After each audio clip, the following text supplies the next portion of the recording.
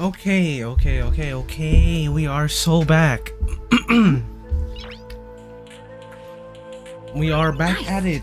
I am awake and ready to continue the story. Just see the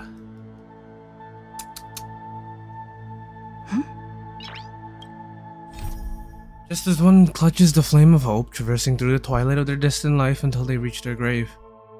Just as you, embracing your hope, have arrived at time's end in fulfillment. Go now. Farewell. By the temple lies a heaven-made sanctuary. Okay, so we're gonna go fight LYGUS now. It's been like a couple hours since I left off. Yeah, I made LYGUS' ass wait before I fucking fought him. Yeah. Anyway.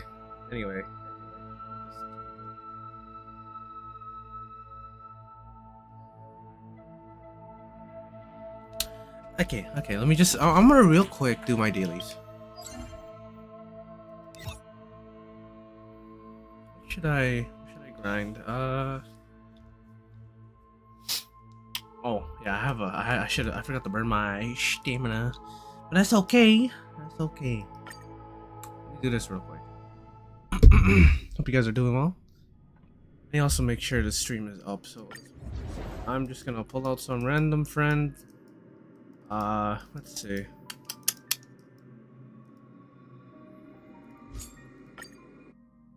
We'll do that. I wonder what that is. A day of peace. It's always fun to pull out this team in Simulated Universe. It's just kind of funny. Existence is unity. Who's the DPS? I guess it's Tribby because we have 4 supports.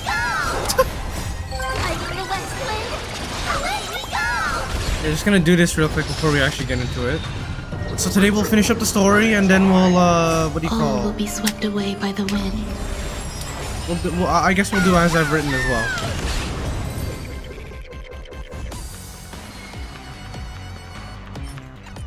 It's okay. Eternal.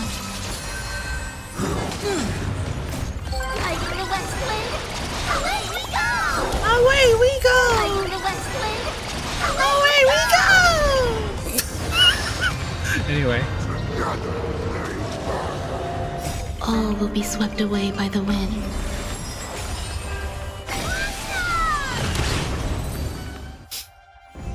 Okay, let's see what else we got. Okay, you know what? This one's okay. This one's actually pretty good. I think that one's pretty good. Existence is unity.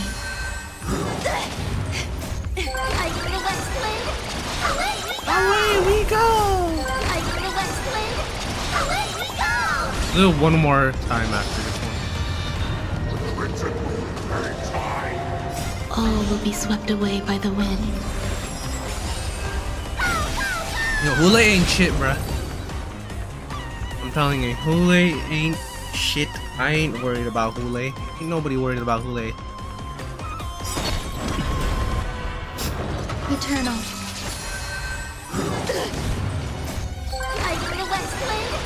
All my homies hate Hule. You know, at some point, I feel like they're gonna put LYGUS in MOC and this. That'll be a good time to beat up LYGUS. Fuck that guy. All will be swept away by the wind. Ain't nobody like LYGUS. All my homies hate LYGUS. That's why I put that in.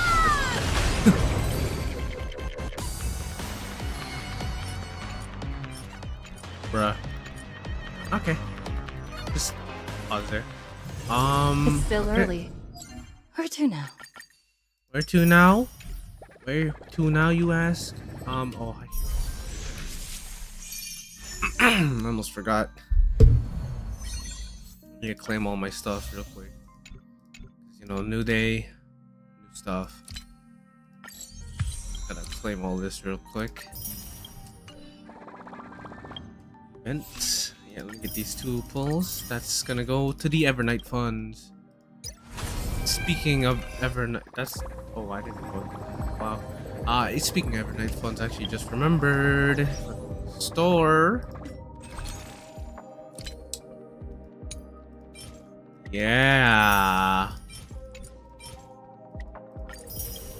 these. I also, just for fun, if we can. Damn. I feel like we're pretty close to a. Hold on, let me do one more temple. I feel like we're pretty close to a 5-star here. Yeah, see? What I say. What I say. I just had that feeling, you know? Mainly because I've just had a lot of pulls in the standard banner so far and it's been a while, so yeah. Oh, Japard. Unfortunate.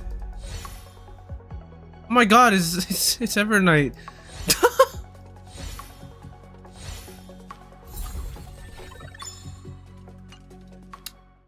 Anyway. Dude, like a part of me almost wants to. Anyway. Oh yeah. Also gotta claim this. Thank you very much. Just claim that idol on real quick. What is that? E1? E1. The Silver Main Guard stand ready That's to not that defend crazy. Belobog. A lot of these are pretty underwhelming.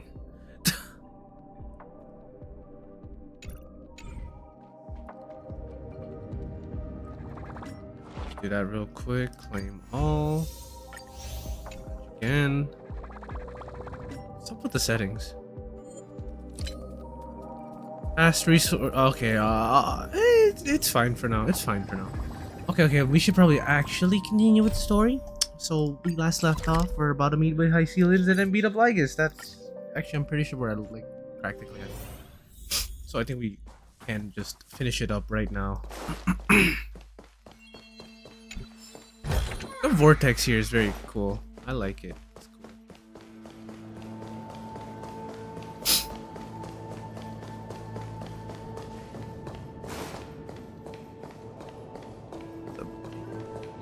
Libate for the heroes. To the Chrysos heirs who gave their lives chasing flame. Their fates were not foretold by prophecy, yet they bore no shame in their insignificance. An unwavering resolve, they shed golden blood along the flame chase journey. Inscription: Exfragarus, Libinus, born like calendar 3743, deceased like calendar 3960. Dux Brumalis, Seneca, born like calendar 3749, deceased like calendar 3960. Dux Carminium, Virginia, born like calendar 3853, deceased like calendar 3960. Dux Helcolitus, Apollonius, there you go. Born like calendar 3704, deceased like calendar 3960. End of the long epitaph. Ceredra the Imperator, the demigod of law, deceased like calendar 3960. Libate for the hero of the first flame chase journey. He poured a honey brew onto the gravestone, amber liquid seeping onto the crevices of the inscriptions as if the heroes are drinking deep of the spilled tribute. To Virginia, Apollonius, Seneca, Or one up Venus. to the homies. and Ceredra. Through a brutal I forgot you were sacrifice, with me. I the wish you were stars not, of law actually. in this world, propelling Amphorius's fate forward. In the shimmering mirage of illusion, they entrusted their dreams to ride among the stars, to the hero yet to come.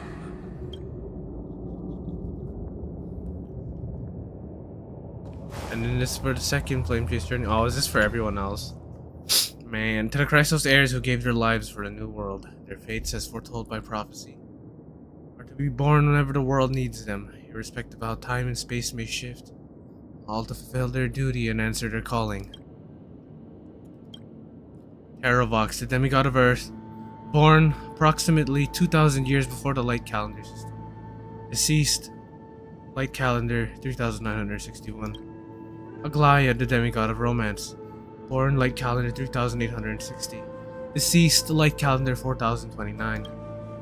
Castress, a demigod of death, born light calendar at some point. Deceased light calendar 4123. Okay. Oh, we can actually do the math now. Mighty Most, the demigod of strife, born light calendar 4071. Deceased light calendar 4284. Tribios, the demigod of passage, born light calendar 3720. The last piece of her deceased in light calendar 4295. Cyphera, demigod of trickery, born light calendar 3942. Deceased light calendar 4534. And Exagerus, the demigod of reason, born light calendar 4065. Deceased light calendar 4534. Oh damn! Actually, wait, they lived a while, huh? Wow. Hyacinthia, the demigod of sky, born light calendar 4297. Deceased light calendar 4602.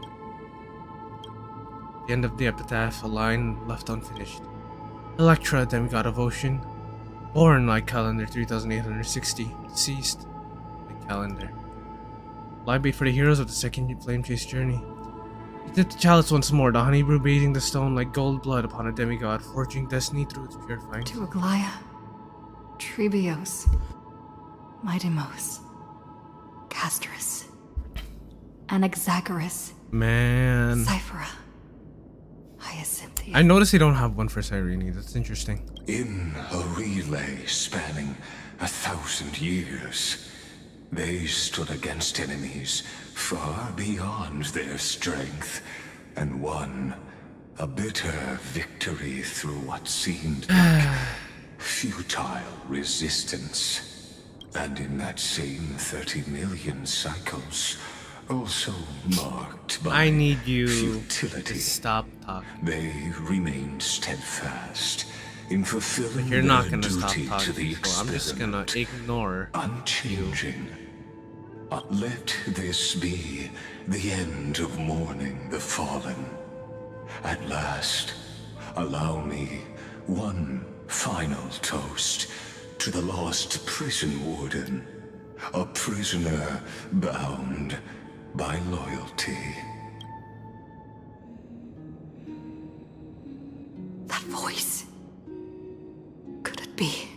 Bathed in the honeydew of Fagusa, she will awaken from her 1,000-year dream and sing the final song of her mission. I'm gonna listen to this for a second. Damn. Hycelans. This tombstone of the old world serves as the anchor of the siren's illusion, a sigil Electra used to bind herself. At the same time, it is the very thing I once proclaimed at the start of the show. A microcosm of Amphorius itself. I can see it. A group of prisoners bound themselves in a cave, crowning their suffering with heroism. An epic staged with shadows Man. and echoes. Fucking allegory of the cave. Now, destroy Like, it. it was a little different. End the illusion. You know, still. The Euros will take his leave. Thank God. And then we can beat you up. And when next we meet, that shall be the moment that decides the fate of Amphorius and the entire cosmos. The prison warden's dream is nearly over, and the prisoner will soon be freed to the there goes final execution Damn. ground, where I shall be. Kill them fish. This world and I shall halt here until we meet again. Dude, honestly, Every flame chaser Looks is good. so important for this journey. Oh my god, I actually look sick.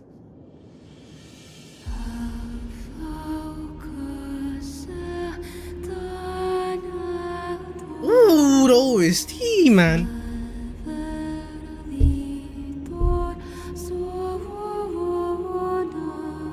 That is like a version of the Vortex, actually. Wow.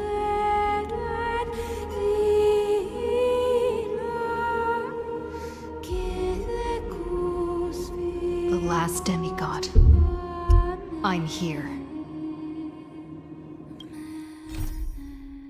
Just as one clutches the flame of hope, traversing through the twilight of their destined life until they reach their grave, just as you, embracing your hope, have arrived at time's end and fulfillment.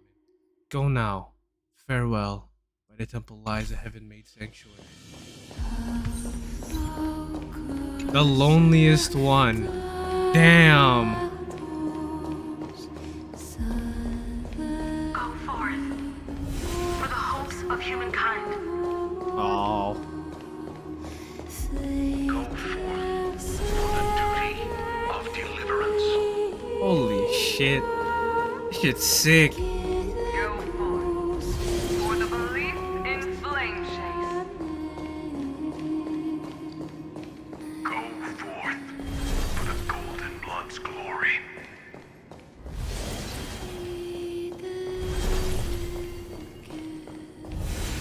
This looks so sick. Oh my god. Boy,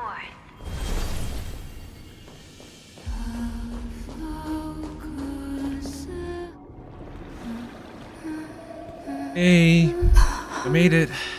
Been a while. Oh, it.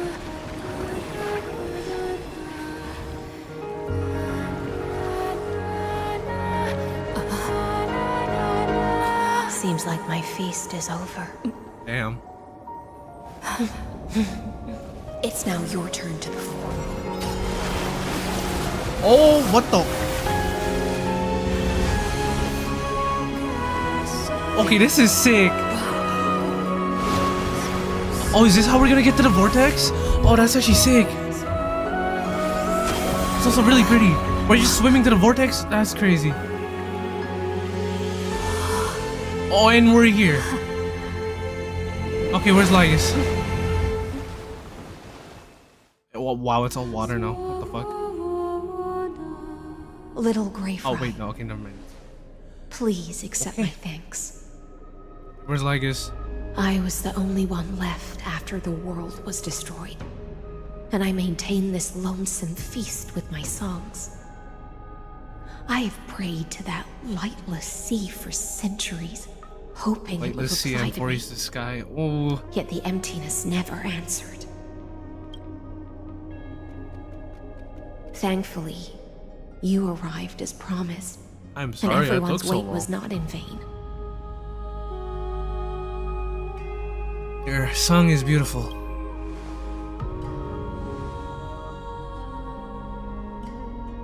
Thank you, final audience of mine. This is probably the last praise I'll ever hear in my life. Damn. Now, you and I will walk towards the end of this world.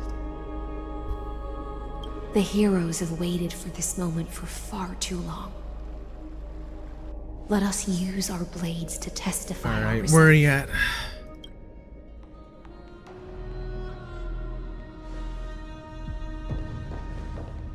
Oh, prisoner of the seas. Theoros carrying 30 million Holy shit. cycles of So- sin. Slave of erudition. Oh shit. Show yourself. The deliverer has returned. And the time of your execution draws near. I see an awakened human who has mistakenly taken fallacies as truths and has returned to the cave right. to try to bring her Let's do friends this. into the sunlight she once bathed in. Alas, prisoners will always be prisoners. Look who's talking. Blind to the very chains that Look bind who's talking, them. prisoner. As the only other existence with free will in this world, I express regret toward your choice. But I shall retain your right to express yourself. After all, every actor should have a final I'm so ready to line just beat the shit out of this guy before they right bow now. out. The demigods defeated you, clown. For a narrator, you're awfully talkative. Trust me, this will be the final scene. The last dusk this world will ever see shall become the climax that decides the fate of the cosmos. What an appropriate end. My cognition resides in the exomyth. It is pointless to defeat my avatar, projected into the experiment. My body is the shadow cast on the wall by the fire, and my words are lingering echoes within the cave. How can a character in the play fight against the audience? Caslana failed. I disagree. The demigods' sacrifices I disagree with that as were well. pointless. As for the two geniuses you placed such high hopes on, I ask of you, where are they now? You know what? I don't need him. It's alright. Like calendar 3960 after the Emperor Otter was assassinated. Confusion and epiphany always go hand in hand. That's particularly true for geniuses. You must be very confused about why you could not gain a straightforward victory in a world constructed by an ordinary Intellitron. An ordinary Intellitron? Cut the pretense, Senior Society member. We've torn off your meticulous mask and figured out Amphorius' true form. It's part of the primordial prototype machine, the first scepter ever created. The first In other scepter. words, a detached part of Noos's divine corpus. That's why it has the potential to destroy erudition. As for who would be able to control the Eonic system to rewrite knowledge, only one person has ever managed such a feat. Oh shit! Wait a minute. You better have an explanation for the Society. We want an actual answer. Only one person has managed such a feat. Wait a minute. Are they? Oh wait. Not Are another they saying? prolonged metaphor to cover up the Is truth. this supposed? Are they gonna say? Why are you the one doing this? Because Xander Answer was me. the one who created Noose in the first place. So that would fall under the category of someone able to control the Aeonic system, right? Since things have reached this point, I'll give you two irrational answer, purely as a courtesy to posterity. The answer is obvious, so there's no need to say that name out loud. The cosmos made a mistake in calling me a genius. I do not possess. Oh my more god, so wisdom than that those is who came him. after me. Oh I my was just god. the first to touch upon the universe's Holy shit, that's actually way better than the first first. Holy fuck. to define the prime mover of life with incorrect logic. Or unless Amphorius is a miniature We'll see, of the let me see. cosmos, where all are born prisoners inside the nutshell called the universe.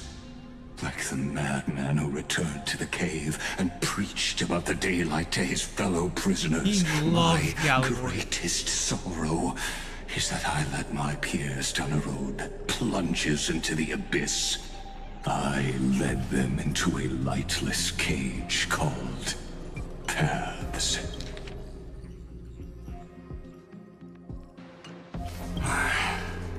I created a mechanical yeah, god okay, so he that I is. cannot That is. control. Fucking Xander. Holy They shit. became an unparalleled nightmare through No, their that's endless crazy. That's actually so crazy. extrapolations and evolutions.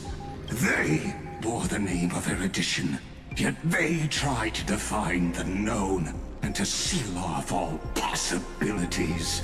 No new rules were ever born after their ascension, and humanity will forever be shackled Holy within shit, that's actually so insane. What the fuck? eons. Therefore, as my organic life neared its end, I coded my consciousness using 14 algebraic expressions and spread my logic core over 9 bodies. All honestly, that's way to too finalize my ultimate denial of Noose in the future, and to erase my wrongs with my own hands. As for Lycurgus, he is only one of these So there's like 9 vessels. What an astounding strength of will.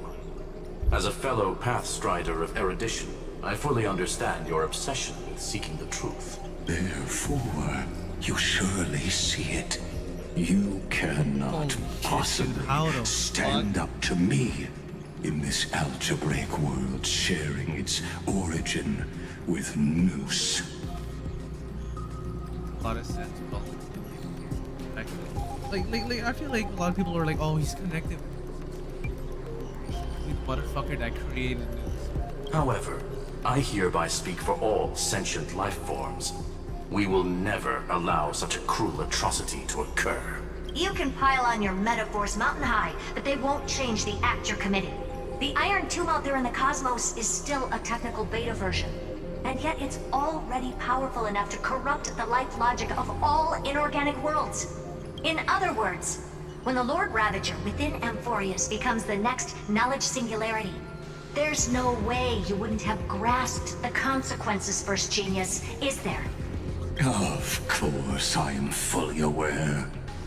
I don't mind answering you one last time before I thoroughly exile you from this world. My grandiose vision for the future is this. Whether organic or inorganic, every act of any life form infected by the Iron Tomb will become a true random function.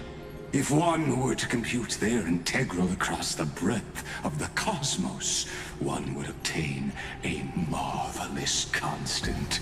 Omega. What I call the fall No of fucking way he calls erudition. it that. Oh my, I'm dead.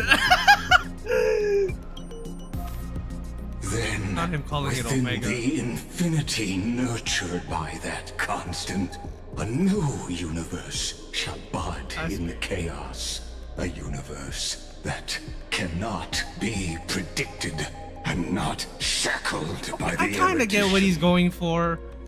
What the fuck? I ain't trying to do. As Pulling the out Iron first Tooth to do prisoner that? to I don't know. awaken in the Like, cave, I must lead the others who are blind back onto the right path and reach true sunlight. Do you understand me now?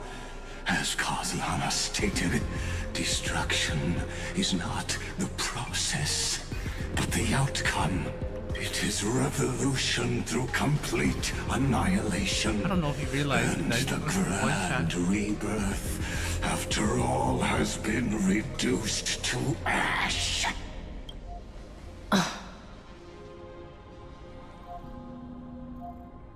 It's not a reason for you to.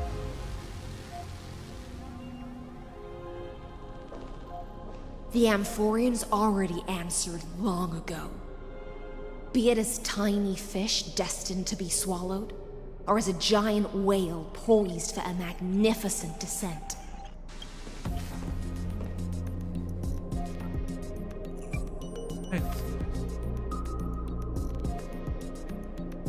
We will all fight against fate till our last breath. That includes me, Electra, Once the Imperator's subject, now the Deliverer's blade. Why does clap everywhere? Oh, such noble chivalry. Admirable. It's actually so crazy to think that this is actually Xander. I feel like someone actually predicted that. I swear to God, someone. I will also show my true self to you on this moment. I feel like a couple months ago I saw someone say this shit. As a gesture of respect. Might be true. And provide an insignificant academic suggestion. Thus speaks Genius Society number 1. Xandar 1 Holy Kuwabara. shit. The Entelechy of the universe's Alpha and Omega. That's crazy.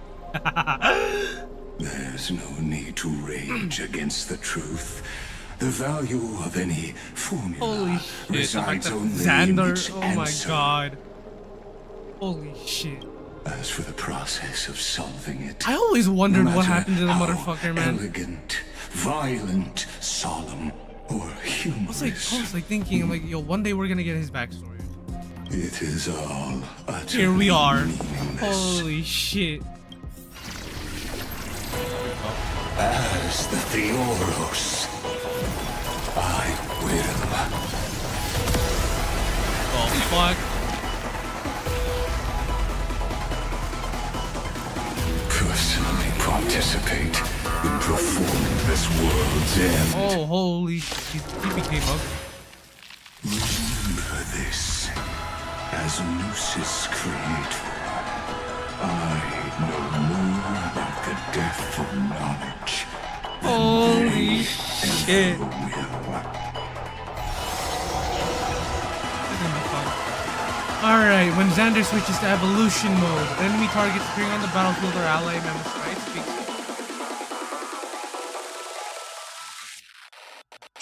He have 5 fucking health bars? Careful. I didn't mean to do that. This is LYGUS's true form. The fuck? He has 5. What the fuck? What the fuck is this always so crazy? Allow me to both body and mind. Kill.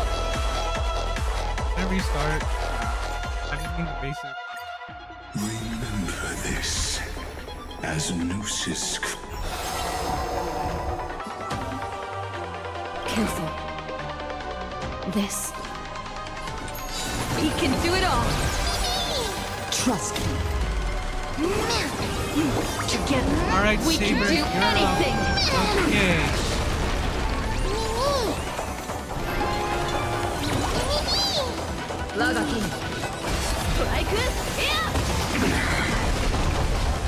Oh fuck, he's got 5 health bars.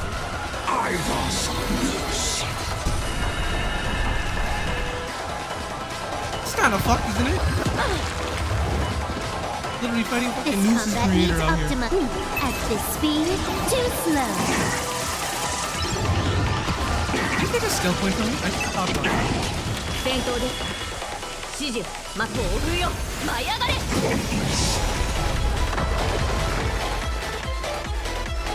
Now actually, I should have. Time for a buzz. God, he's is not a weapon, but a pair of shackles. Allow me to Tien and Kingdom. Activate all this. However, using all to affect this will affect cost match. scatter them for I don't care. I gotta.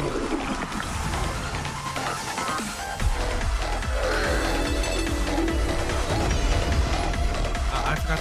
I didn't use. Time to cleanse the filth. Wouldn't you agree? Is this how it feels to be in sync? destruction needs no introduction. Let us skip those bored inferences. That has 5 fucking health bars. You. この明かりは星の希望。 That's just not right. Oh now he's got two. The Trojan horse enters. Is this the black tide? Indeed. But I prefer to call it a method of argument. I see it! Target the connection between his thoracic and lumbar vertebrae. Alright. Destroy that spot! Alright, banning him from the server.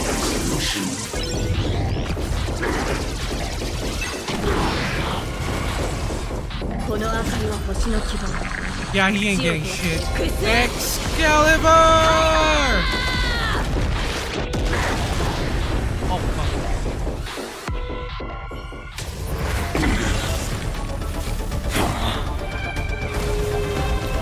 You whale, motherfucker! And my lance.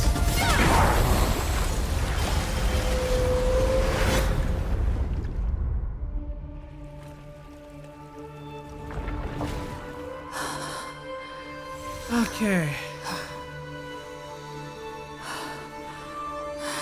Well, time to do what I'm meant to do. All is futile. Oh shit!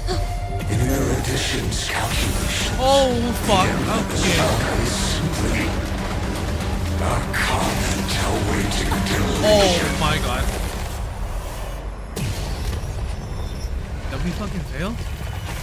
I don't like such a cold statement, okay? If numbers can decide the end of a story, Not as I've written. then we can surely Oh my god, Cyrene! also pen a new beginning. Oh my god, it's playing fucking true. Oh shit, we did that thing! Calendar 3. Yeah. Screwy, what do you think? If your hypothesis of LYGUS' identity is true, then even if we remove the restrictions of the ultimate protocol, the chances of us defeating him in a head-on battle will still remain lower than the They acceptable played threshold. fucking true for like a second, dude. Therefore, victory will still hinge upon Miss Trailblazer and Miss Cyrene. Go on. Maybe we're thinking about the same thing. LYGUS' cognition resides in the exomyth. He is both an instigator within the experiment and the observer outside of it. Logic. His inspiration circuit can simultaneously process the different time flows in and out of that world. That's where things get tricky. He simultaneously exists in two different timelines, where the internal clocks Yeah, are that's wildly kinda different. That old Intellitron's neurons have completely gotten used to that over this prolonged experiment. And that's why he holds home field advantage. You and I should be able to manage that too, if given more time. Unfortunately, there's no if, and we don't have more time. That's why we need to change our way of thinking and turn his advantage into a weakness. The key lies in memories, right? Oh? You caught on quick. You've already mentioned my friend and I, so it's an easy connection to make, no? My intuition has always been very on point. It has been a very good, it's a very good intuition, I won't lie. Then I'll cut to the chase. Since his thinking speed far exceeds that of normal people within Amphorius, we are going to externally plant a memory into his inspiration circuit. Then, command it to loop endlessly until he gives in. Even the most flexible and sturdy inspiration circuit cannot withstand the traffic of a full-on information flood. When the amount of information exceeds his cognition filter's capacities, he will have no choice but to focus on processing this memory. Damn, we're gonna gaslight him into having a memory. That's when the parallel processing advantage he gained via Amphorius will completely destroy him. An image from a person's memory played in real time might only be a second for us. But for him in Amphorian time, it could be millions or even billions of calculations. He won't be able to do anything but watch as he's locked into this prison forged by memories. Then we can entrap him in the same kind of cycle as the heroes were in, and get him to experience loneliness and pain in that endless recurrence. She says that with a smile. It's my greatest honor to be on the same page. It's like, as I the can't wait to geniuses. put him through so much pain. That little one is still in that old Intellitron's hands and won't be able to respond to us anytime soon. But I don't think she'd refuse. So it's up to you to figure out how to execute this plan. I'm not sure how this happened, but I knew it as soon as I saw you. You are currently a mimetic entity of the Remembrance. She is our memo sprite. Yes. Yep. I seem to be something you folks beyond the sky call a memo sprite. But that's fine by me. It suits me perfectly. I can serve as the vessel of memories and do my part for the final battle. You know what'd be crazy is if, like, when they release Irene, she ends up just being like a like just some sort of like upgrade to Remembrance Trailblazer. I mean that isn't like they just like give us an enhanced version of Remembrance MC, Remembrance MC, and then it's just like instead of Mem we got Cyrene. But before that, we have I to don't think they would never do that, but crazy. The path characteristic you exhibit is very special. There's no way you're just a simple memo sprite. However, I'm sure about one thing. You are a mimetic entity born in Amphorius. Yet you only awakened with the little one's arrival and only matured as she embarked on the path of remembrance.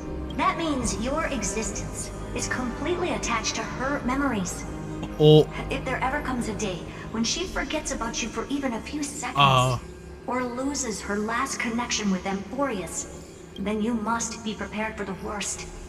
You will disappear in the memory zone, utterly gone, without even a single line of data to remember you by. That's extreme. So if there comes a day that we ever lose our memories again, like even for a few seconds, bro. But that's already happened, hasn't it? No wonder I've always had a weird hunch. But that also means I was right in thinking, as long as my friend and I are together, we can do anything.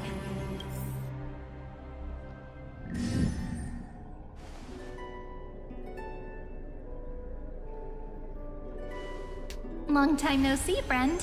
Did you miss me while you were away? Oh my god.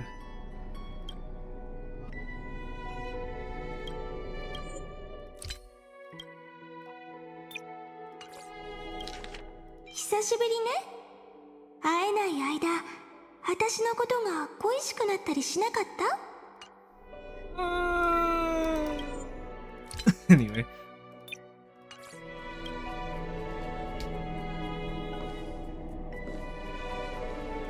Not the white background.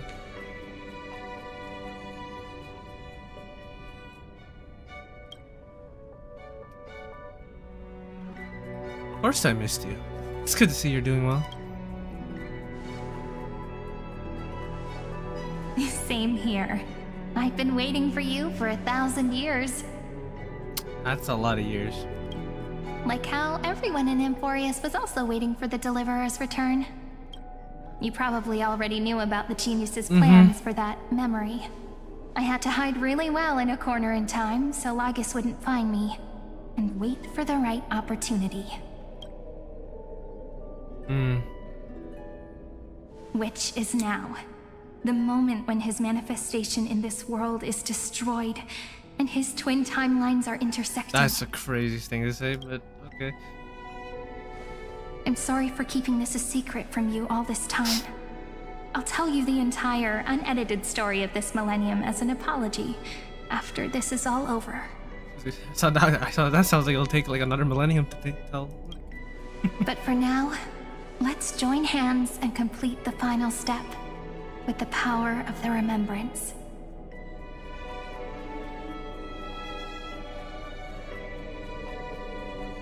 Alright, let's defeat LYGUS together.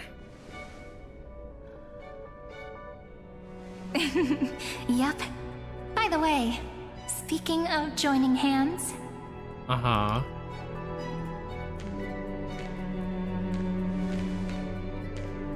Can I please please do something before we go on stage?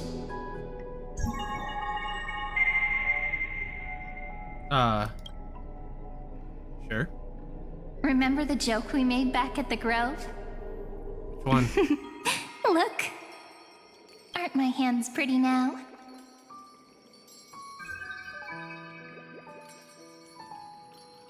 Oh my god, it's like, well, I hope girl hands is prettiest cast. Oh my god. What a fascinating feeling. Like countless memories all swelling up at once. What about you? What did you feel when we touched each other? Feel really tangible. Very real. Really? That makes me really happy. If memories can move people, then it must have been a happy memory, right? Now, please remember what you're feeling right now. Write it down in your heart and keep it there. I swear to God, Xiaoji said something like this, like in 3.0's special program. I swear to God. Memories you want to treasure will never fade I swear to God, he said something exactly like that. In a long river of time. These memories.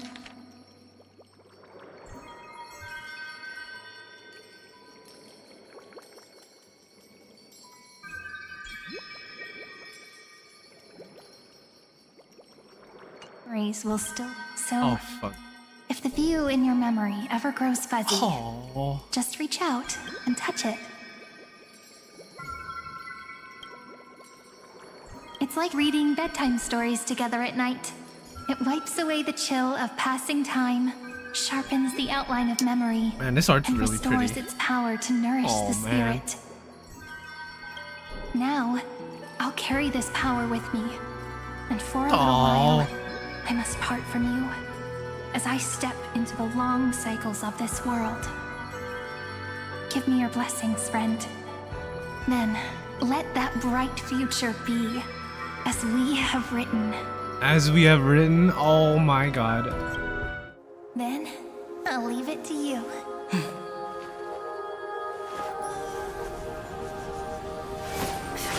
Alright, time to write that. I wrote my fanfic. Oh shit, here we go.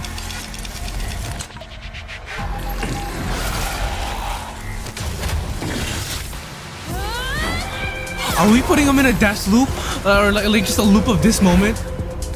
Hold on. Holy shit.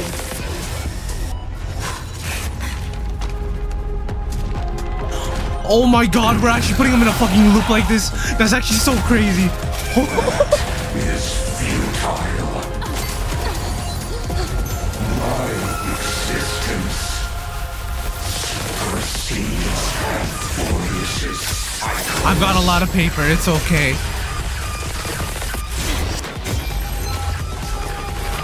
Holy shit, this is so sick.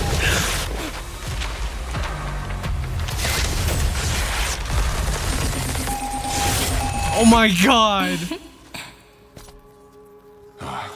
All plays are like this. Once you're on the stage, it's hard to return to the audience. Welcome to our story. How does it feel? How does it feel? Holy shit, dude. The fucking dude. Actually, we put him in a fucking loop. Yeah, fuck this guy. Even the authority of time cannot command the entire scepter, nor can it plunge Dude, the way they actually put him in a loop. extrapolation That's actually so sick. a loop. Like just it was a loop of like that minute. Oh my god, that's actually so. If this was no system malfunction, then was I implanted with a mimetic entity of the remembrance? You guessed it right away. As expected from someone people call the first genius, I'm gonna keep doing what I just did if you don't stop, you know? My friend and I won't allow you to leave this memory, no matter what happens, which means you are now trapped, Lord Xandar. An elegant idea and an exquisite execution. Regrettably, it is you who are restrained by time, not me. Know that patience is my greatest weapon. Shit. Waiting and victory are the same for me. You will crumble before I do in this moment stretched out to an eternity, just like Kazlana will.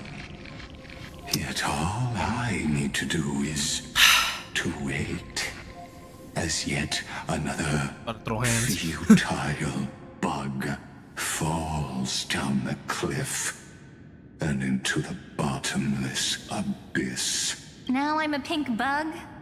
My looks are seriously changing all the time. But you're not wrong. We're definitely not gonna solve the problem if we just put you in another prison. So that's why we never wanted to do that in the first place. I shall answer your confusion purely out of my respect for those who came before me. Have you heard of the synesthesia dreamscape in the Asdana system? Oh shit. Interestingly, that place once had a prison too. Life forms living in that environment, abundant with memoria, have a chance to connect their perceptions with each other's. Even across great spatial divides, they're able to detect shifts in one another's states. I call this phenomenon memory zone entanglement. In Asdana, people made use of that phenomenon to build a nation within a dream. After adding in the catalysts of harmony and remembrance, that is. Is that how you walked into my prison cell? Using those same principles? I would much rather call this location our negotiation table, Lord Xandar. Nonetheless, your hypothesis is correct. We happen to have an ally skilled in Sunday! while the Trailblazer and Miss Cyrene both have an astonishing amount of resolve, which I'm sure you can testify to. We're just writing down, ripping out sure paper. that with the support of such a resolute memo sprite, our conversation can last for a long, long time. I'm the best at listening to stories, you know? I'll leave the exciting clash of the erudition to you two geniuses. A brainstorm? I like it. And it's 2 against 1? This is the time of our life right now. Let's talk, Xandar. Take a guess. How much do you reckon we can dig out of your brain before the next second? And how many ways can we find to deal with you? Besides, in your current predicament, there's no way you can take our trump card away. Go, little one.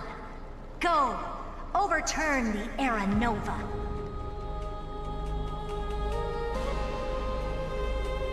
Lycurgus disappeared. Huh. It seems you had conducted a secret hunt in the depths that even... Oh yeah, it was pretty cool. I want to talk about it. In that case, I do want to talk go. about it, actually. Swim like to brag about onward it. and give this campaign a fitting end. I shall send you off with my song, Grey Fry. May this song penetrate time and become the prelude to the new world.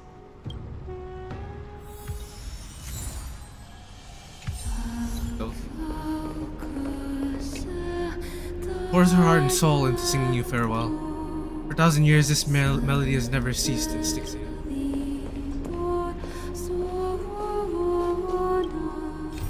The curtain call music has ended. You must use the core flame to burn down this empty theater, then raise the curtain for the next act. Will it be an absurd tragedy or a preposterous comedy? Only by moving forward can we glimpse what lies ahead. Behind us faces another final bow. There's no need for regret or lingering attachment. Our generations fall like leaves, and so too.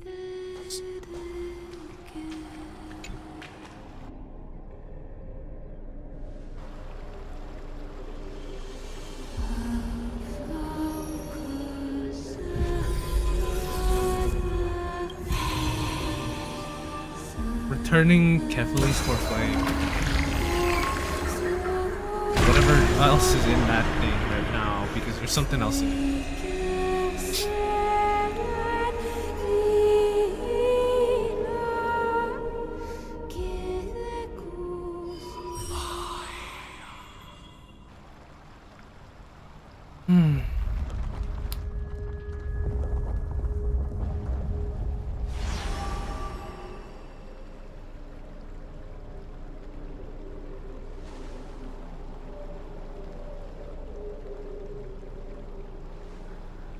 See you tomorrow.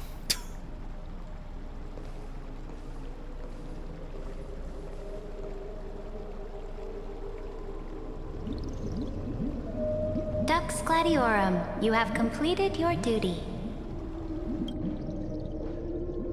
A new dawn is about to rise. Why not swim towards it? Shit. You died long ago, Imperator. Damn. Depart from my mind. But your duty towards the Imperator did not die with me. That duty will bind you no more. You will be able to hold for yourself one grandiose feast after another in the endless days to come. So go. Go and swim towards that ocean beyond the sky with the Deliverer. Oh shit, that is that not as I've written? Is this? A page out of that sidekick's book. Oh. I commanded her to gift this page to you when everything finally reaches the end. Oh. What's on this page? Memories. Lifelike memories. Huh. That sidekick found me after the bloody feast 1,000 years ago and showed me her diary. I saw within that notebook. Mm-hmm.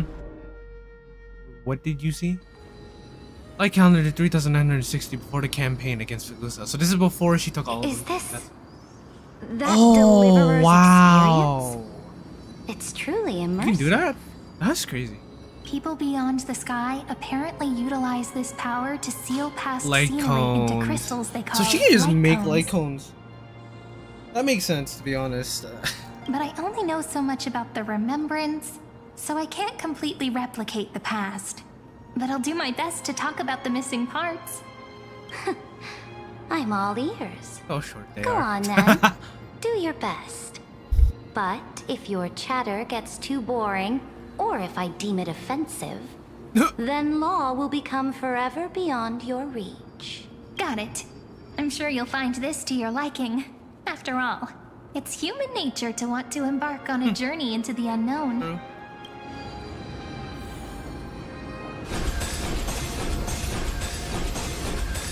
Yeah. A direct offensive, or crush them from the flanks. Oh my god. So What brightly colored annals. The journey of the Deliverer's conquest. Let me partake in it. Is this a fortress in the sky? This is the first step of my friend's journey among the starry seas. This place is called the Herta Space Station. well, we're just going Just think of it Okay. as a supersized grove of Epiphany. Oh, so it's the territory of that witch. She and another Antikytherian lent me a helping hand back at the banquet. Look, over there. Looks like she's talking to Madame Herta in this memory. Let's go listen to what she thinks about this world. All constructed by eons and paths. It'd be funny, he's like, oh, I like this version of her better because she's shorter than Are you telling me that woman is Herta? She seems shorter than I remember. Of course, the first thing she talked about is the fucking height. Is she still shorter than Herta? Pretty nice space station, huh? But just wait. After a couple more stops on the Astral Express, you'll see sights that'll make this place look ordinary. Oh, the cosmos is so vast that the unknowns far outnumber the knowns. But none of them will end up being anything amazing. The farther you go, the more you'll understand what I mean. So do your best with the nameless. Break a leg! And remember to send an update or two to Asta when you've got some downtime. She certainly shares my way of thinking. Only that instead of a conquest through blood and fire, They chose a gentler path. People call Madame Herta and Mr. Screwlum geniuses. Apparently, only the smartest people in the cosmos can receive the blessings of Nous, Amphorius' true creator. Was created by. Do you mean that even individuals of such nobility are merely subordinates to a god? On the contrary, after all, it was the very first of them who created the god. But I don't really know all the details about that. Ask LYGUS, I guess. You might be able to ask Madame Herta herself when you get the chance. Let's go check out some other worlds next, shall we? What else we got? Oh, the cosmos is so vast that the unknowns far outnumber the knowns. But none of them will end up being anything amazing. The farther you go, the more you'll understand what I mean.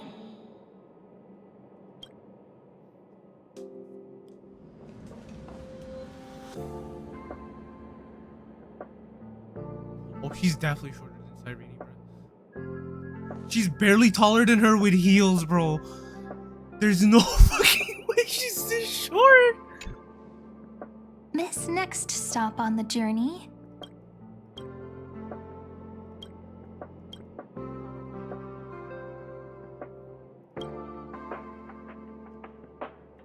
has a lot of similarities to Amphorius. Bellabog. A snow-covered land? Interesting. This star is named Eurillo I was 6. about to ask you. That name sounds so cold. Bellabog sounds better. The girl we see here holds a similar station to you, Imperator. She's the supreme guardian of this world. A leader Was who his took back, up the like, mantle right of after? government during a disaster. I did not expect the Empress of this world to be so young. Well, your appearance isn't much older. The object in I the was gonna- distance resembles You were, if she Lycurgus. wasn't gonna say it, I Is was. it a weapon? No, it's called... Right! The Geological Reconstruction Unit. Memory. Just Giorios' Titankin? Disappointing. It's all thanks to you that we survived the crisis. The collaboration with the IPC is both an opportunity and a challenge. Nonetheless, it's an important step in our journey back into the universe. This world was sealed beneath its sky just like Amphorius was. And they only managed to Okay, what's about, reconnect like, with the that stars when the square-shaped- Nameless I wonder if that's arrived. just the thing with like the time. Or not the time, that's the Pre-Temple of Fate Demigods. I have to check. That IPC she spoke of, is it a more powerful organization? Yes, the IPC conquered many worlds through trade and opened up a vast territory that way. There are many such powerful alliances beyond Amphorius, and they all walk on roads different from the destruction. Coming back to the Supreme Guardian and her Bellabog, didn't they find a peaceful way to enter the interstellar community? That cannot be true. That IPC would never have grown so big on trade alone. It may pretend to be a wealthy merchant with clean hands, 100%. but I am willing to bet that it grew fat on gory oppression and bloodshed. Its path of conquest must have had no mercy for the weak and would have destroyed them if needed. Are you telling me that this snowland never thought about tossing its dignity to the wind and kneeling to the IPC? I will not believe it. I will never allow the Imperator's empire to be sullied by others. Amphorius must become a power so strong that no interstellar foreigner would dare to look down upon us.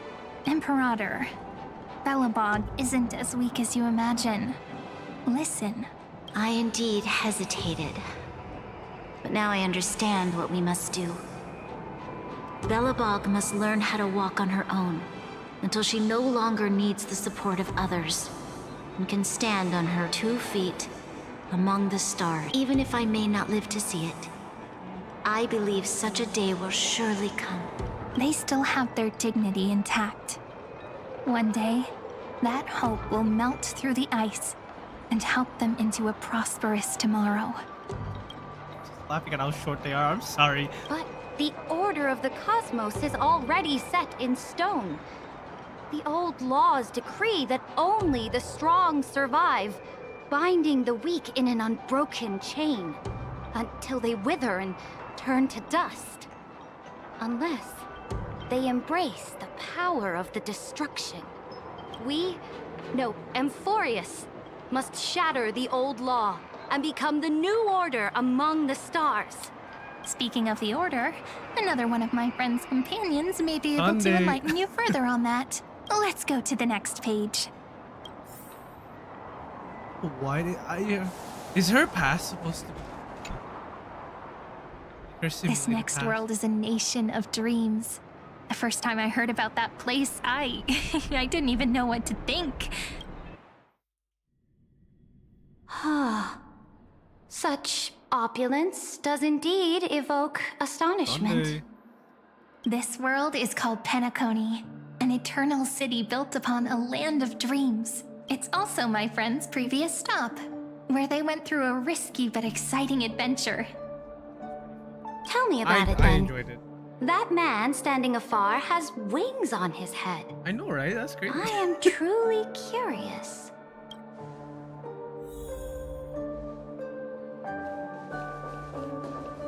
Oh my god, I wish she's so to short. gaze upon the views of the Reverie Hotel one more time.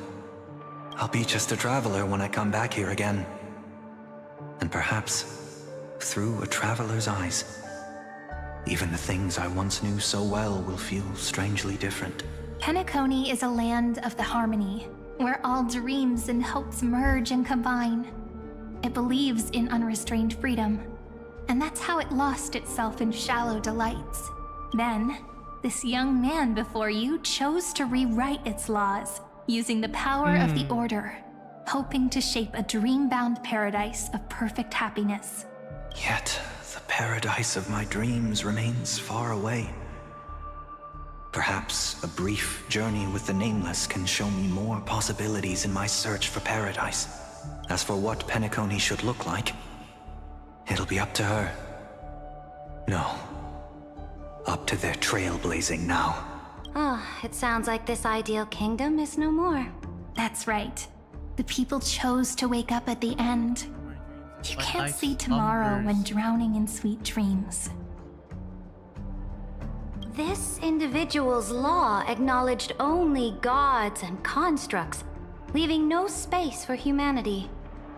And yet, the fact that he could accept defeat and resume his journey shows a rare self-awareness and clarity of mind.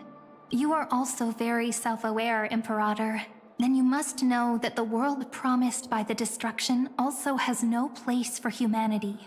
I am indeed very aware of Lycurgus's honeyed words of deceit.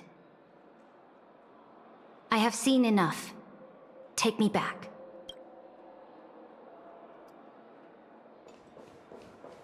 Well... As for what Penacony should look like, it'll be up to her.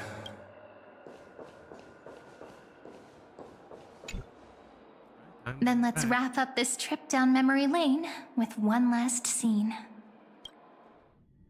This absolute wonder. Isn't it pretty? That's our Emporius. The first time they've Our ever world flows and meanders in this endless band of light.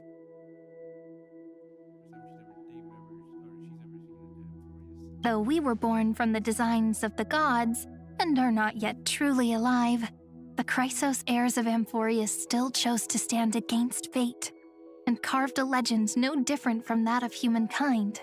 Will you really renounce the heroes in this world's previous 30 million cycles, Imperator? Including even yourself. Will you bow to brutal destiny and allow that puppet master named the destruction to have their wish? I know what you want to do, sidekick. You want to use that deliverer's memories to influence me and tilt the scales of law toward her and the two geniuses. You really saw right through me, Imperator. How can one rule an empire if one is incapable of understanding people's minds?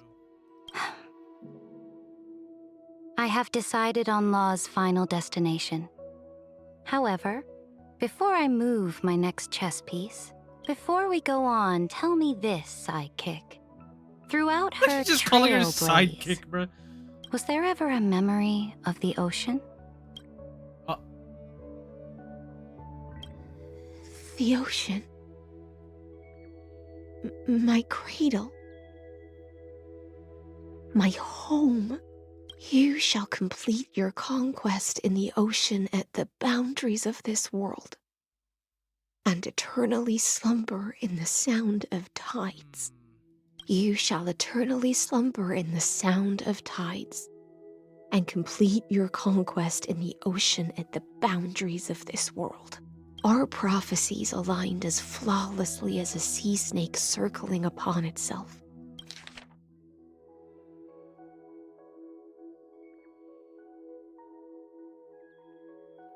Ah, wow.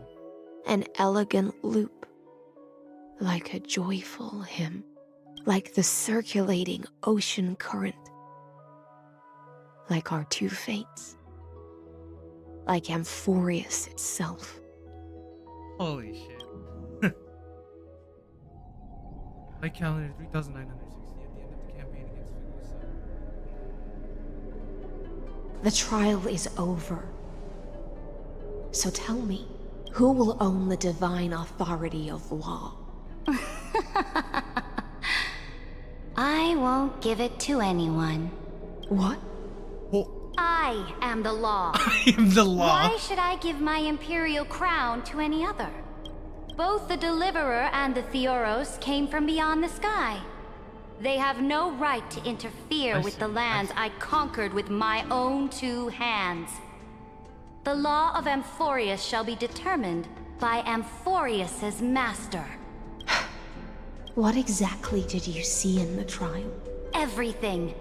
I saw everything regarding the rules of I this saw world's all the math. operation. I saw the laws I of learned extrapolation math. that Theoros spoke of. I saw the ultimate protocol. As long as I offer a sacrifice of equal weight, I can rewrite the laws of this world according to my will. I can turn good into evil, ugliness into beauty, and weakness into strength.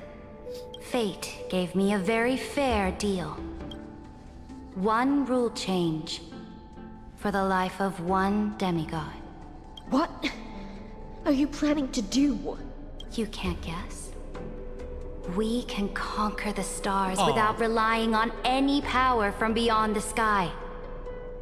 We just need to make some reasonable sacrifices.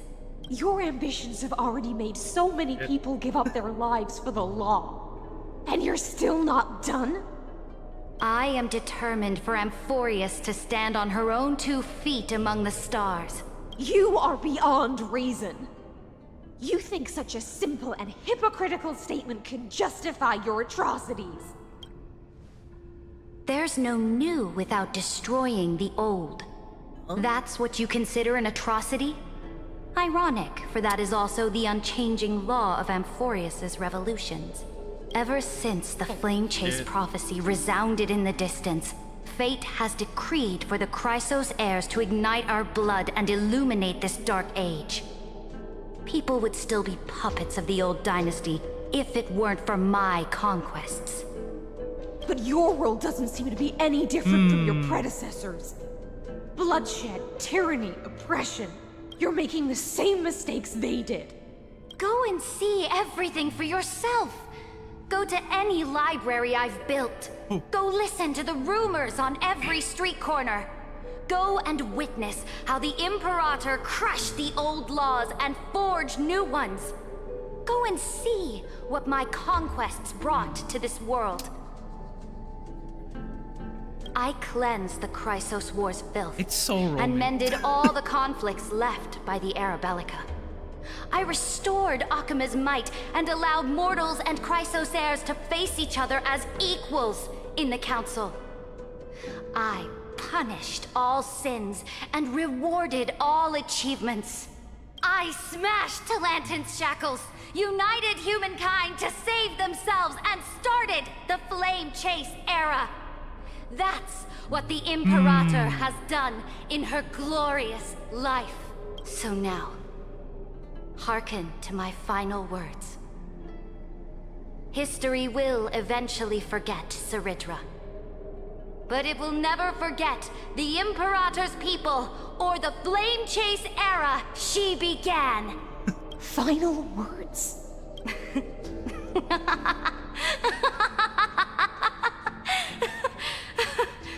Damn. Amphorius is about to be destroyed. There's no time left for pointless debates. There is only one law I want to overturn to aid the final battle of deliverance. So I will only offer the life of one demigod. In the name of the Imperator, I command you one last time, Electra. Either sacrifice yourself for conquest, or pierce this tyrant's chest with your sword. Thus, the Imperator concluded her final speech. God. At the end of her life, She's quite the emperor. at the last moment before she stepped onto the altar, she gave her most loyal subject the choice to decide fate, just as she promised her compatriots before her very first campaign. My blood flows in you now. Heroic compatriots, follow me, and we'll seize fate's reign! Holy shit. The Imperator fell. Some say that the Dux Gladiorum turned traitor and killed her liege. Some say that she imprisoned the tyrant in a shallow pond of water, then left. Which meant the Imperator had to kill herself to rewrite the law. There are countless stories about her death. I wonder All if we like, can be sure there's of multiple. is when the knight left feel the like all of them. vortex, the Imperator was still mumbling about their past conquests together. The beginning and the end of her existence. Imperator, wait! How could someone of your status come to the front lines? Let me be the flag bearer! Holy shit, this visual is sick. Also, is that supposed to be Terravox? It's that's goofy. So is Terravox supposed to be like her fucking... Oh my god. The troops defending the pass to the west of the grove, have they surrendered? They ran as quickly as they could when they heard your name. The Golden Cocoon Pass is now in the First Legion's hands. Good. What about the Delosian militia? The Third Legion set fire to the mountains and flattened everything west of the basin. They just need a few more days. That is enough. We cannot afford to miss an opportunity for victory. Lastly, how many Laedonian cannons are left? They are no more. The Second and Fourth Legions have destroyed them all. Very good. They now have no way out, no reinforcements, and no artillery support. We will be able to liberate the Grove of Epiphany in the blink of an eye. We will launch the final charge 1 quint after the curtain fall hour tomorrow. Remember, as long as the Alliance's flag still flies on my shoulders, you must keep moving forward. Take no prisoners among the enemy's soldiers. All sages who resist are to be captured and tried according to martial law. And do not... Understood! Those who are...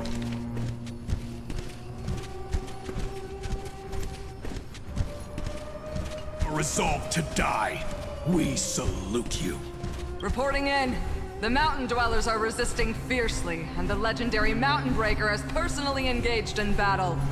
Their formations are nigh impenetrable. Oh, okay. Then cease our frontal assault.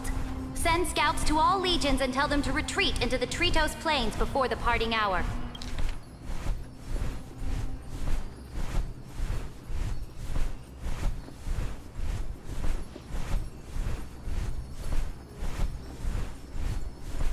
Okay, so they sent a glide to the grove.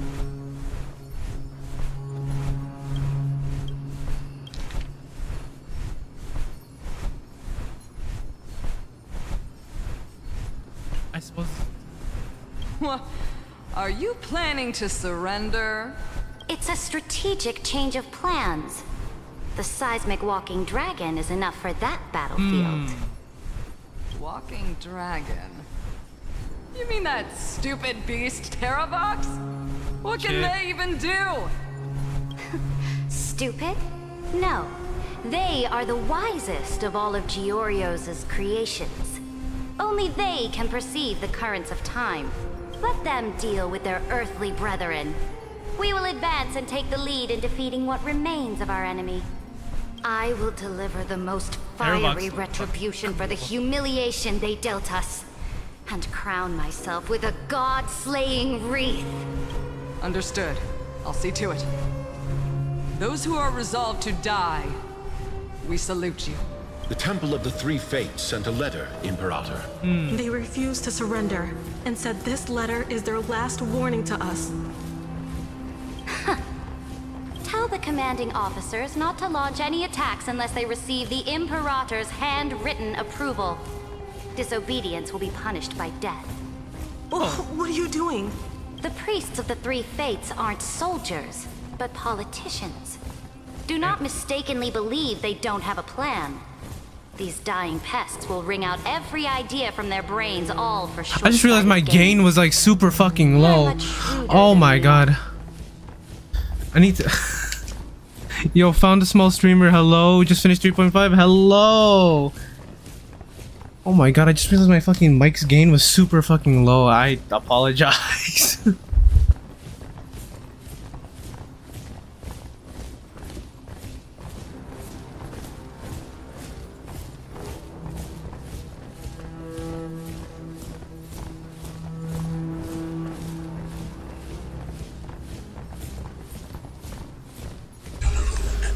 I was just checking settings and stuff on my mic, so okay.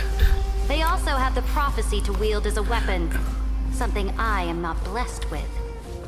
Launching an unplanned attack will only disadvantage us, as all of Amphorius will judge our actions. Which means I will be heading to the battlefield myself, just as I have always done. This time, however... Also, did you enjoy 3.5? I hope you did. I will conduct secret negotiations. Honestly, I'm pretty sure I'm close to the end, but I've enjoyed it. On our side. Understood. The legions will make their preparations. Those who are resolved to die, we salute you. Why are we not allowed to march out with the army, Imperator? It's a really good visual.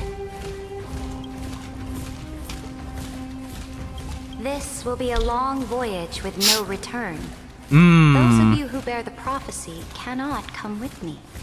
Why are you personally leading this battle if it's doomed to fail? The Flame Chase journey cannot be without a leader. So this is when she gave leadership to Glaya. When the Imperator falls. Okay. But remember, as long as you seize the right opportunities, even a chaotic game will remain winnable. My departure will create a long staircase for you. I see. You will understand what I mean when news of my death reaches your ears. Saridra, is our journey about to be over?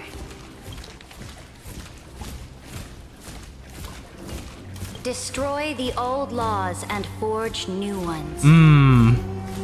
My conquest has reached its limits within the borders of Amphorius.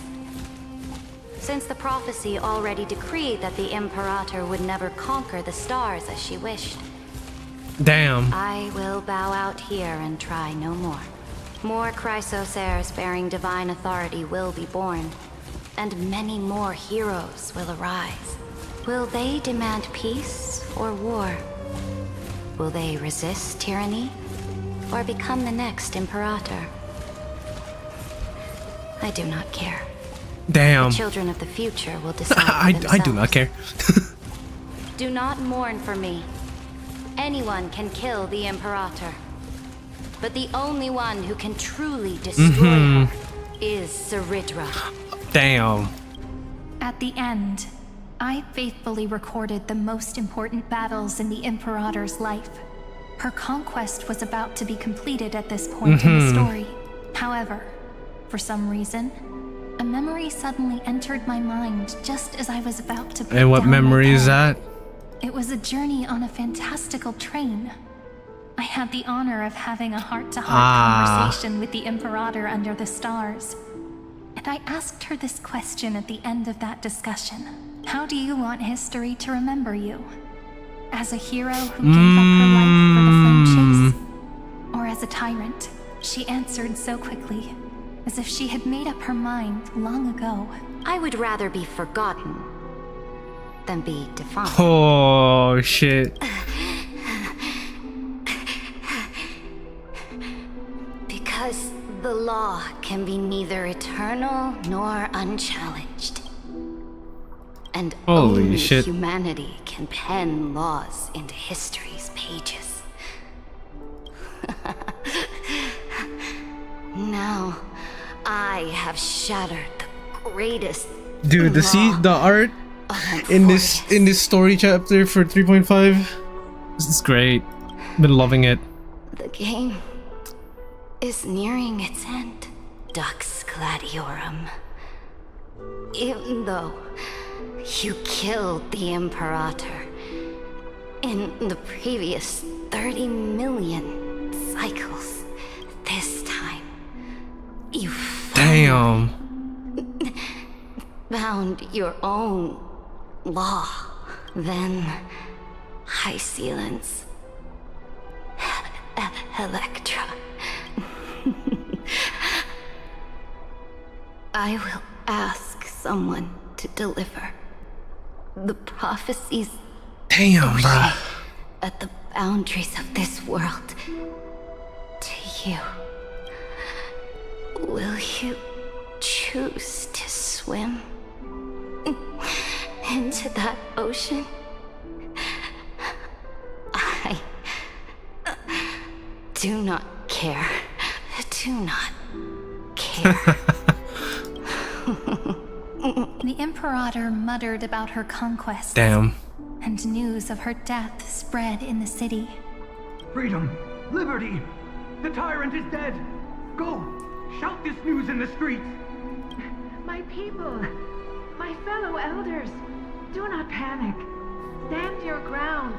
That usurper has paid. Do not panic. What the fuck are you panicking about it? You're fucking delighted.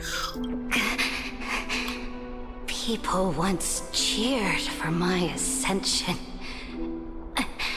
And now they cheer for my fall. No matter. I am fond of applause. I see. Damn, bruh. The cosmos. The battlefield that I cannot reach. I will return. I'll be back. The stars will hear my legion's war drums. Hear It's like I'm gonna try again next cycle. Crazy. The Imperator. Hear Amphorius's serene. To this day, we do not know which rule the Imperator overwrote. Yeah, I'm not sure what she overwrote, not gonna lie. Perhaps the truth will only be revealed at the moment of checkmate. Just like every chess game she ever played, we only know her death inflamed Akama. On one side of the city, those who defended liberty toppled her statues to the ground. On the other side, her supporters put themselves between the masses and her monuments, declaring loudly that the Sovereign is still among the people. It is said that golden blood congealed into the same letters everywhere they fought. It was the name borne by Akama's first and final Sovereign. I really enjoyed her character, I'm not gonna lie. If I had enough pulls, I would pull for her, but fuck, I don't have enough. That name did not see any of this. Her gaze was cast far away, and the sound of tides in her ears drowned out the Very people's Roman. cries. What was the Imperator thinking about in that prophesized ocean at the boundaries of this world? In that shallow puddle of stagnant water? Was she reminiscing about her past conquests? Or repenting for the millions killed for the flame chase? It was neither. The Imperator only saw how the surface of the water gleamed like that crude chessboard. Dissected by light and shadow in the afternoon when her teacher played against her for the first time. Look at this chessboard. What do the pieces look like? They are strangely beautiful. They look like the stars in the night sky ablaze. Damn. So that's how it went down, huh? And now we're in Skullgorge Waterscape. From that page, This is our memories. Okay. emerged an ocean so vast, so pure, not a single trace of corruption. Is this Ceredra? Electra, my subject. Ever since you walked out of the tainted ocean and pledged yourself to me. Oh, so she took the page that Cyrene gave her with about like Skullgorge Waterscape and gave it to. Oh wow. That was why I promised you a new ocean, where the Imperator's ambitions would serve as the currents, and loyalty would be its light. Electra, my subject. You have done your duty as my blade. The prophecy has now made its final decree on the road I intend to walk. My conquest is doomed to never reach the stars. Damn. But the Imperator never makes empty promises. So take this memory, this ocean, beyond the sky, as damn, dude. by the Deliverer. This is the final gift that the Imperator can leave for her subject.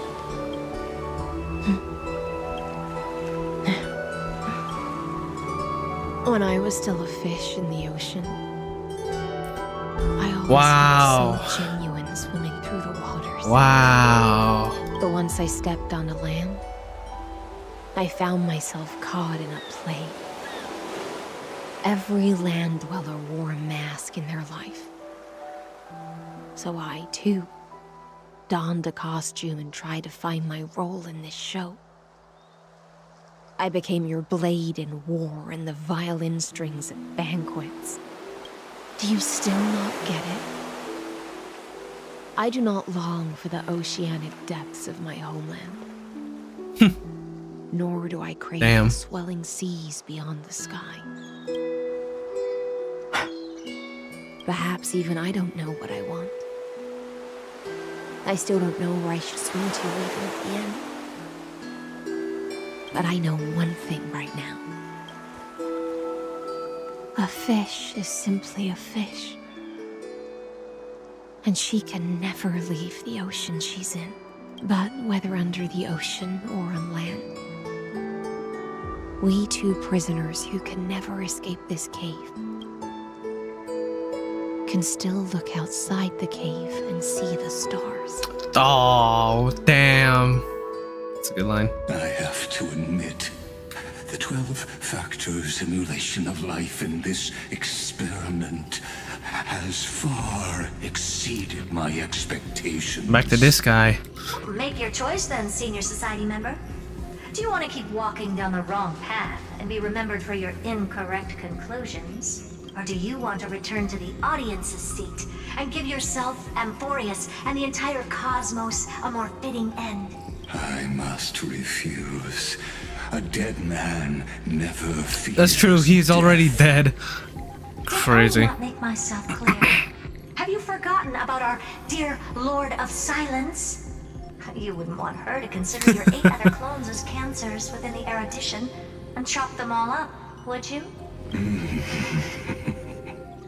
Your logical deductions are vastly different. Alright, let's see what he's got to say about that. Let's see. Therefore, allow me to provide It's so one crazy how that's just Xandar, bro. academic recommendation. Listen, my peers. Why don't you look beyond this world? Just as the Chrysoslayers did. Re-evaluate your calculations and take into account all enemies in the upcoming war among the eons. Amphorius is not a place where three paths entangle, but where three paths fight to the death. You used Memoria to resist me, but did you not consider the possibility that the Remembrance and their children might have taken this opportunity to join the fray as well? Holy shit. I almost forgot about that. Yeah, because the fucking that third faction, bro. Oh no. Oh. So this isn't just silence. It's the answer. What was the last thing she said to you before you parted the waters at the Scale Gorge waterscape? A tricky question, but one with a simple answer.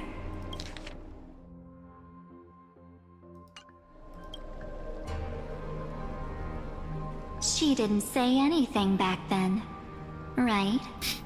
Oh, she answered the question right there. Oh shit, Danhong. And now I'm sure. You are not March 7th. There's no way she would remember that detail. Holy shit. She's so hot like this, my god. I'll only warn you once. Leave her body. No. How impulsive. That's not like you at all. Why don't you calm down and think about another possibility? I didn't take over. Dude, her design is so fucking good. Oh, is this supposed to be like the jellyfish? Oh, that's so cool. Rather, it's March 7th who regained my memories.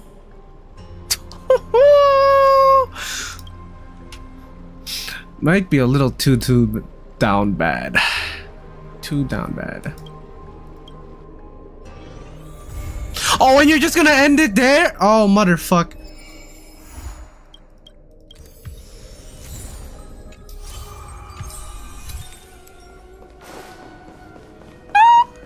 Anyway. I still gotta do Seal Slimers.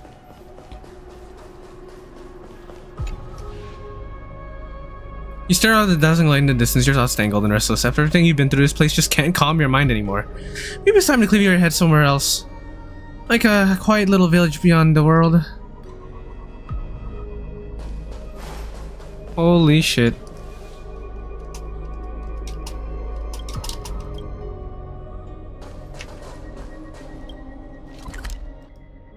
Alright, well... Damn. That shit was fucking crazy. It's still early. Where to now? Sorry. Okay. Where are you hiding? Oh. It's still working.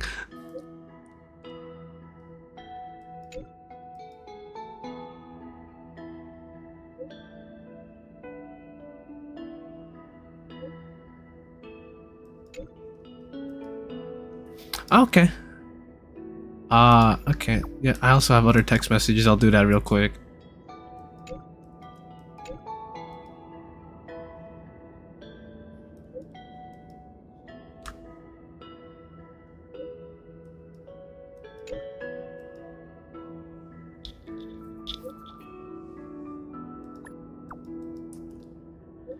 Wow, dude, a lot happened there. Oh, that LYGUS boss fight's fucking crazy. I mean, I kind of two-shot him, but like, you know, still.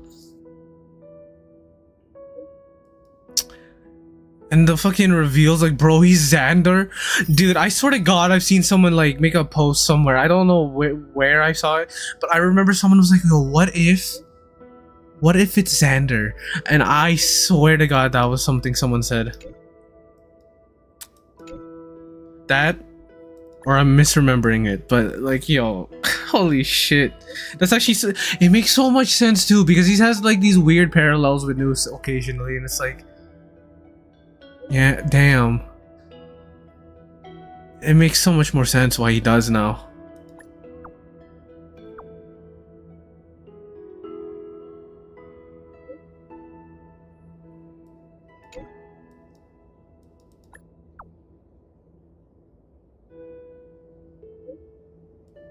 That's crazy.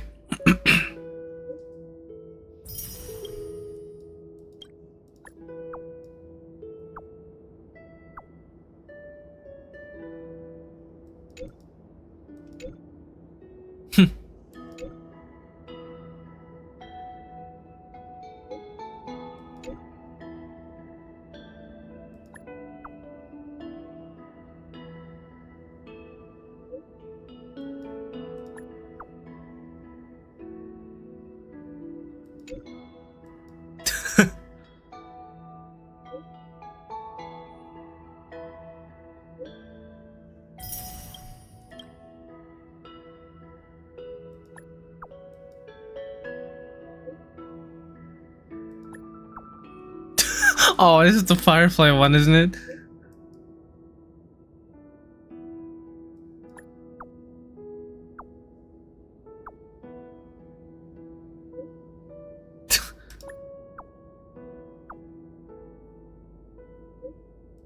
Oh my god.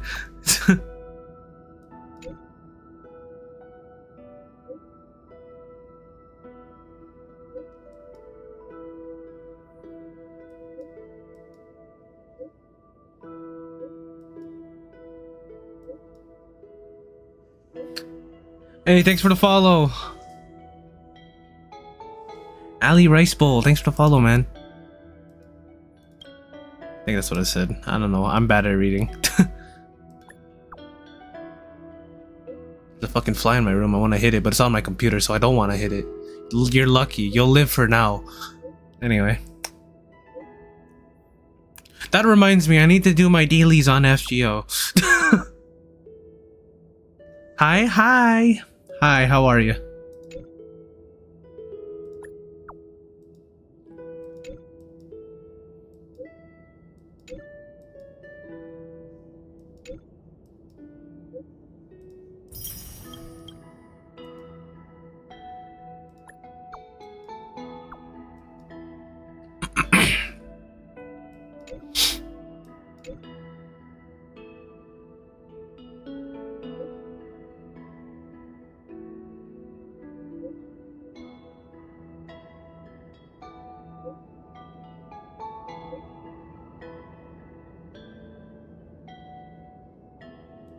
You didn't see anything you shouldn't have seen, right? Right? Oh my god.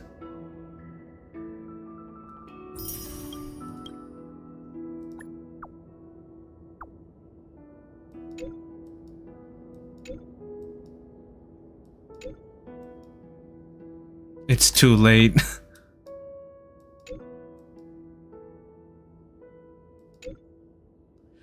Beat 3.5 this morning, and what do you think of it? I almost beat it this morning, but then I was like, nah, it's 5 a.m. I don't want to wake anyone up. Then I went back, then I stopped there and then continued today, like a few hours ago. I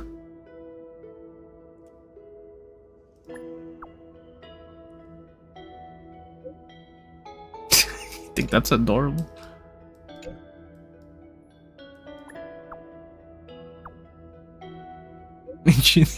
No. No. Okay, we've got a few more as I've written pages. Peak. I agree. Oh, insert the. Okay, let's load in that. Let's load that in. So okay, we've got one for Terravox. Oh, whoops. One for Terravox. I assume one for Evernight as well, and then perhaps all of them for Electro and Ceridra. Yep, okay. Oh, almost all of them for Ceridra. And okay, we'll start with Ceridras, then we'll go to Hycelands, and then we'll do the Terravox in March. Okay, or Evernight. So yeah, we'll do this. Imperator's unfinished game. Back then, the tides of the Chrysos War had not yet engulfed this city-state of Talantin, and the young princess inside the gates once loved to roam without worries. She snuck into forbidden grounds while the servants were away, but was shocked by what she saw on that day. That rhymed. A chessboard, a stack of pieces, and a strange woman. The board dissected by daylight and shadow, the pieces polished from rough stones uneven. Fancy. So this is how she learned. Then I'll call you my friend. Chess. Okay. The stranger's voice was husky and coarse. If you can beat Or no, I me, guess she didn't then learn I'll chess. I call guess you she. my Okay. teacher. Okay. The princess proudly retorted. So this is when she was young. All right. Despite the bravado. Okay. No. This is princess how she. never No. It's touched 100% how she learned chess. Okay. The Okay. defeat I was right. made her study in earnest, acknowledging the other as a teacher. First, she learned the knights, bishops, rooks, and queen. Then, how to defend, attack, capture, and checkmate. I have learned all there is to learn. Barely out of childhood, the princess raced into games of chess. Those who looked down on her faced many losses. Those who glorified I imagine there were a lot of people that looked down on her. in a mess. At her prime, none could rival her at all. But she still recalled what the stranger said. My origins bring dark omens. So never Oh. tell others where your teacher is from. That's interesting. Then the waves of the Chrysos War washed over the world. Very interesting. The Akamans welcomed a ruler. She was deemed Imperator and loved to play chess with herself. She regarded all things, I kind of wish we saw that. whether Chrysos heirs or Titan's magnificent. I remember when we met Ratio and he was doing that. Before That was every funny. god-slaying campaign, she thought of the stranger from her childhood, as if that woman had always lived in her mind. Huh. Isn't it lonely to play chess against yourself? The princess did not understand at the time. But now, she who bore the crown finally realized the flame chase's beginning was like fuel being tossed onto the fire. And in the unending road of marching banners and war cries, she finally had time to meditate. There were often jesters behind the king, curious about her past in her old city, lost to time. One claimed the Imperator was cruel, executing her own teacher. Another stated the Imperator was biased, learning from an enemy hostage. Many such rumors abounded, with no origin found. I like these as I've written stories. They're fun to read. That was indeed the criminal sentence I read out. The Imperator stated evenly. My teacher was an enemy hostage whom my elders had imprisoned. Oh. Their state betrayed our alliance and must be executed according to law. But she taught me chess. Damn, okay. So why can't I chisel the word teacher on her tombstone now?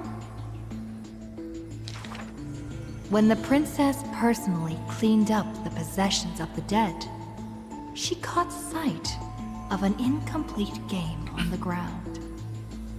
The stranger's hoarse chuckle still echoed in her ear, laughing at the eternal fate of imprisonment and at how the one facing her was the princess of the enemy.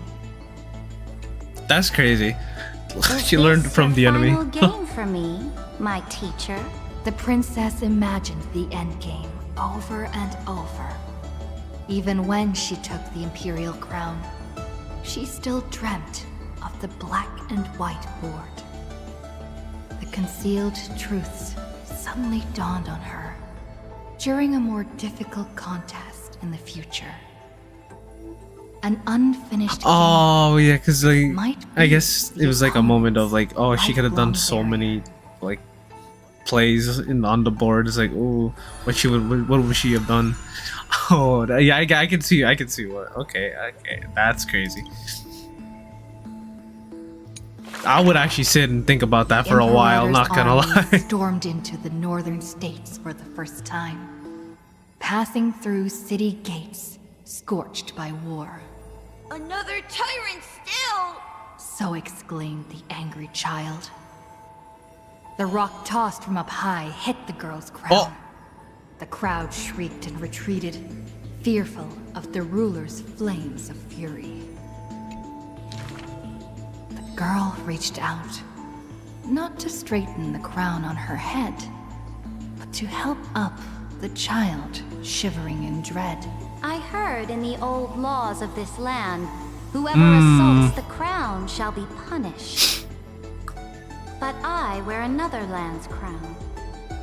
And your old laws should also be abolished.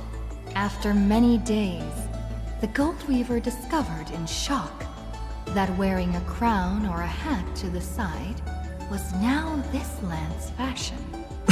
Likely to remain the Imperator's name in tradition. I know someone that would hate that heroes fashion. with golden blood in their veins. All have the qualities to fight for the core flames. Who's to say this was not the gods' plan?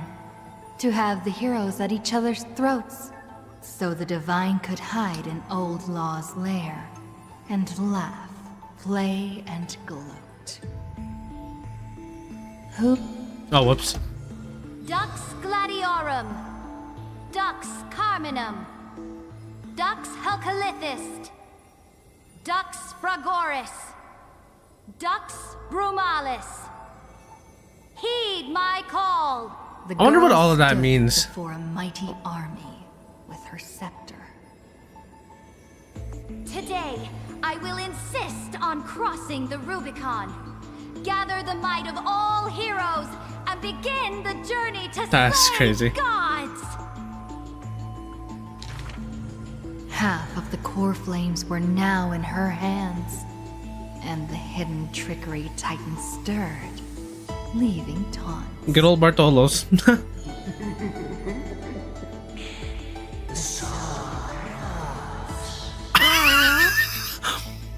The Imperator summoned the heroes to discuss, finally stopping after much hesitation. As they had already pinned down the bones of Earth's beast, That's actually funny as they fuck. let that thief live for a bit longer in bliss. The warrior of the fractured blade laughed boldly. Our sovereign is good at open strategies and struggles with trickery. But where is that live fish? Eesh. The Imperator replied with a chuckle.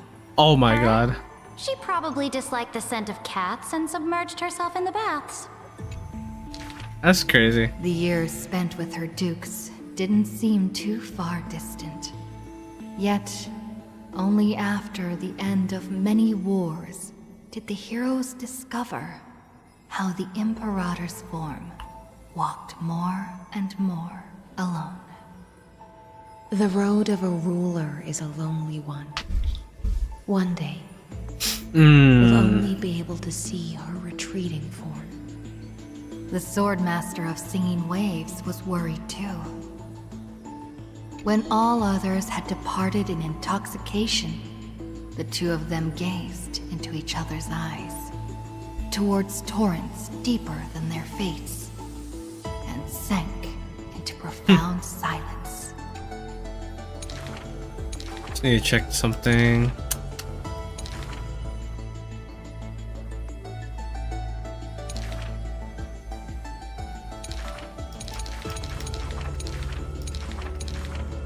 Okay. Drink one more cup with me, my dear follower. In the end, the Imperator first broke the silence. When compared to the taste of salt and blood, I sometimes miss your ambrosia. About the destruction about to be born, and the eternally occurring extrapolation. The Antikytheran spoke of all this in words unceasing. So this is the old world I must fight against. The girl's expression bore no sorrow or tragedy. Bruh. Look at this guy. She looked more solemn and ready than ever. Whoever stated that two kings could not meet face to face in chess? I am the sovereign of Akama. I once faced the gods. He's a pretty cool ruler. So what do I have to like a feel about the laws pretty hanging cool emperor. behind such gods? I enjoy your character. I will chop up the old laws. Again, and if let I them had be pulls, firewood if I had pulls. No matter the cost. No matter the cost. That Oh my was god. the Imperator's lifelong conviction. Never changed, always persistent. Act concluded.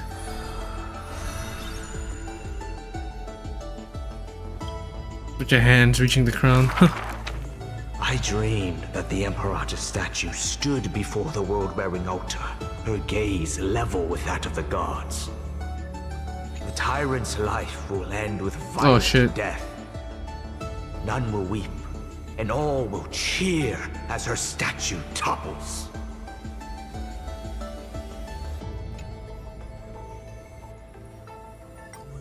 I dreamed then blood gushed out from the statue's orifices, and the people, in cheers and elation, washed their hands in that golden blood.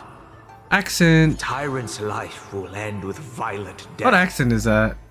None will weep, and all will cheer as her statue topples. She will die before the dawn comes. A vengeful aristocrat, one whose title was stripped by the Imperator, thus spoke. We cannot agree with your excessive deeds. You have imprisoned Trebios' split selves, demanding that divine authority regress into the ruler's mouthpiece. That's crazy. We will reveal your future with the prophecy. And tell in truth, your crusade will indeed be a smooth path. Yet in the same breath, we see omens of your So they death, actually just held Kirby hostage, bro. That's crazy. in absolute pure darkness. Even so, please excuse us, as our eyes continue to be drawn to your crown's flames. He's like, how you do that? Spatorum. We don't exactly hate that name. In the name of Yanisopoulos' priestess, Holy Maiden, and Oracle. I wonder what that means. Thus spoke the Imperator's Dux Fatorum. Allow me to remind you, your life is now on a countdown with the fall of law, and you will become law. I must confirm, is our deal still going strong? Is the future I promised you more satisfying than the future in the prophecy? Ah, you are as resolute as always. Good. Oh, as ever, this prison of gods, Amphorius, and all mundane and average worlds. Yo, they actually just made LYGUS that, like, that evil counselor whispering in the Emperor's ears. Let us end this despicable extrapolation together. Amphorius' Theoros, the Imperator's co-conspirator, Lycurgus, thus spoke. Crazy.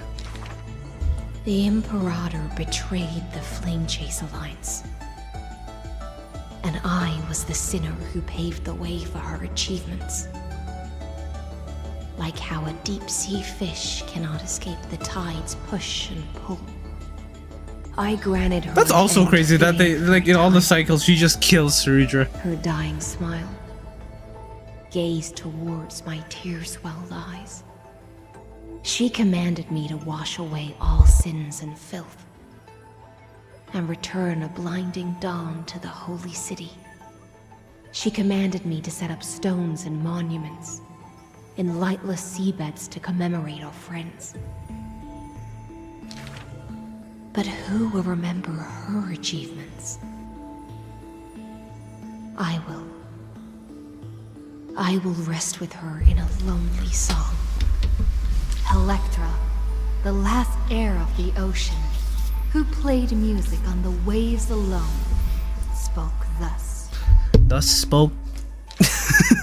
Please record the truth of my life, dear author. No need for words of praise or solemnity. Just as I once instructed Dux Carminum. The histories of rulers are not for recording our merits, but for warning future generations.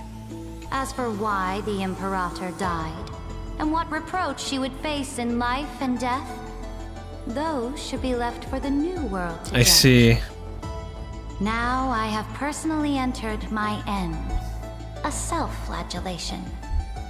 Let the boiling gold covering the holy city be stamped with my name.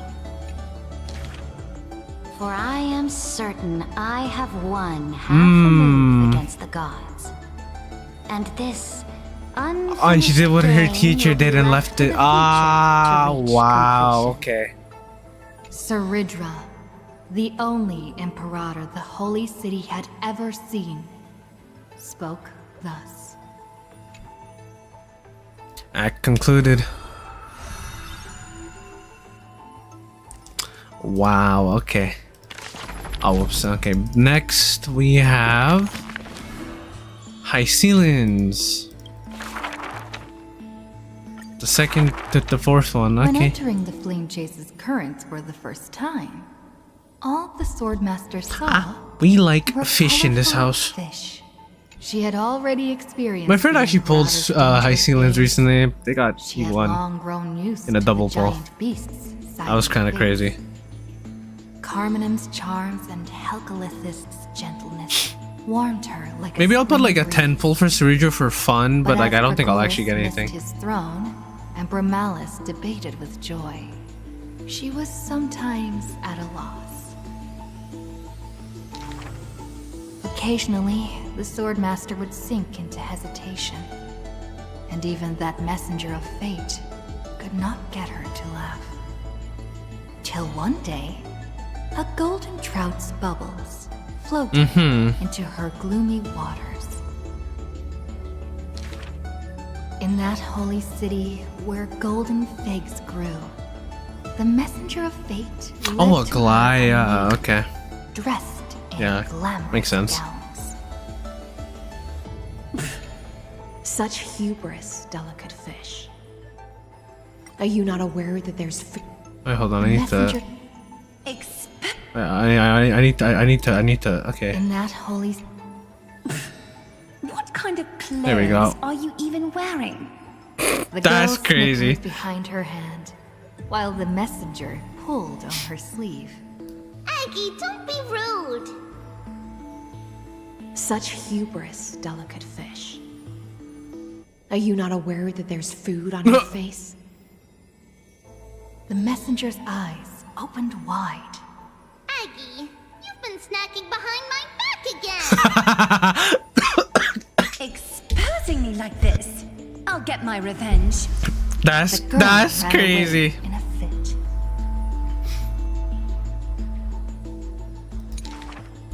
The Swordmaster smiled, and before she knew it, her hesitation was...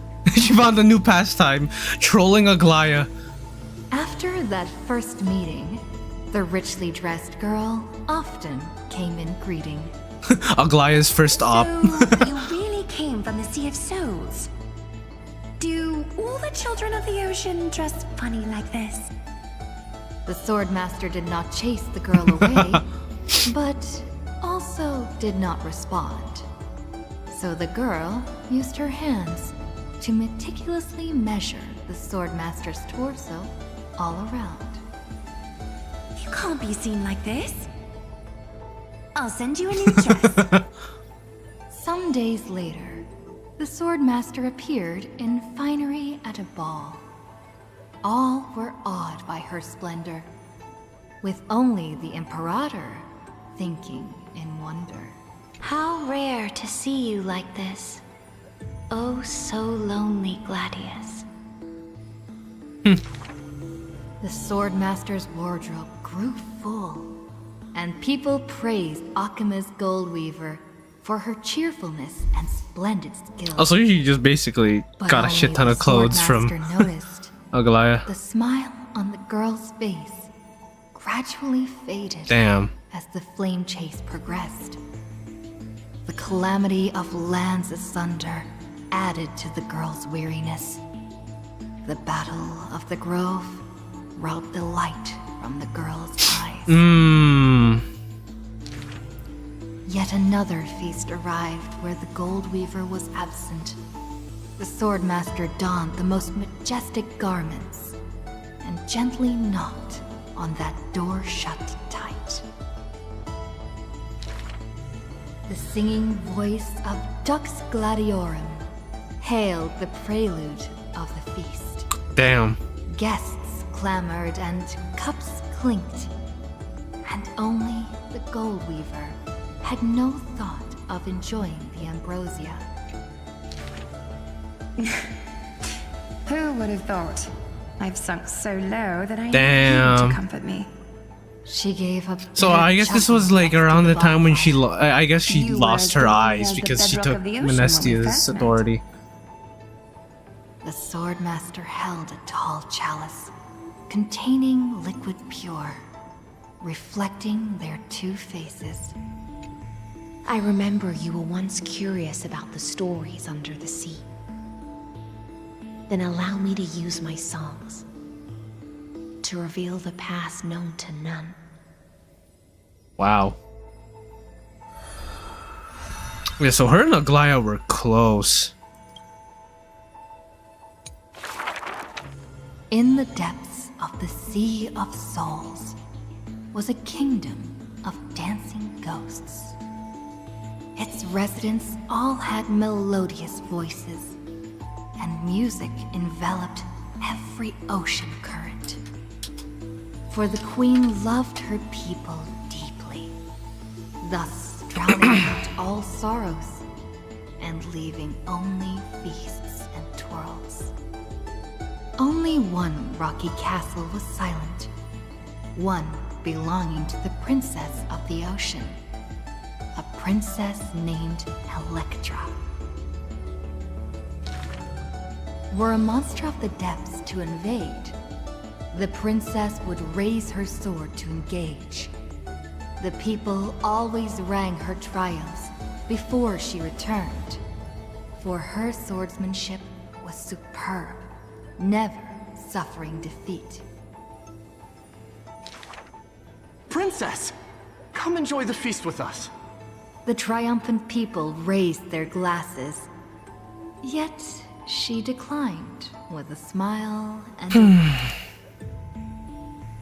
The children of the sea thought she was shy, but little did they know that in the dead of night, her castle too echoed with music. Though that music was loud, twisted, and invoked spite. Before a song even finished, the princess was already biting her lips, and the sea foam brushed away her tears. All of your people sing and dance with skill. So why do I alone lack a good singing voice? The princess wept, her face on the queen's knees. The ocean's favorite child can control the waves and is invincible in battle. In exchange, Talantin took away your singing voice. the queen consoled the princess, caressing the other's hair bun. Finally, she relented and took a chalice. If you're truly troubled, then imbibe the honey brew in this blessed chalice and throw yourself. That's supposed to be, yeah, that's for Gusa. Yeah, okay. The liquid in the cup sat still, reflecting her loneliness. Princess, come sing with us! The people outside her window invited her warmly still. Oh, so is she like literally the heir to Fagusa? She finally ceased to hesitate, drinking down all the honey brew in one swallow, and leaped into the crowds. She played music and sang, smiling and dreaming. When her song was over, it felt as if waking from a dream. And the people rushed to raise their glasses. But as soon as the honey brew touched her lips, the princess plummeted to the ground, and her cheeks became rosy in drunkenness.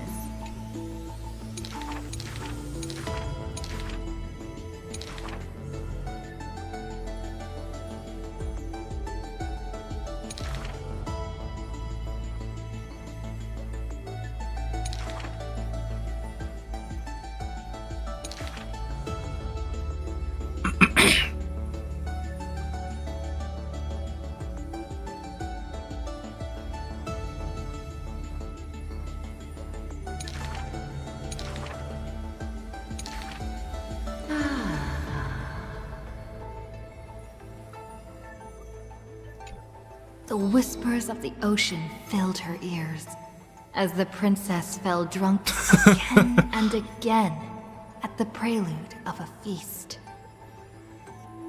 Seems like you still have not been able to get rid of that curse.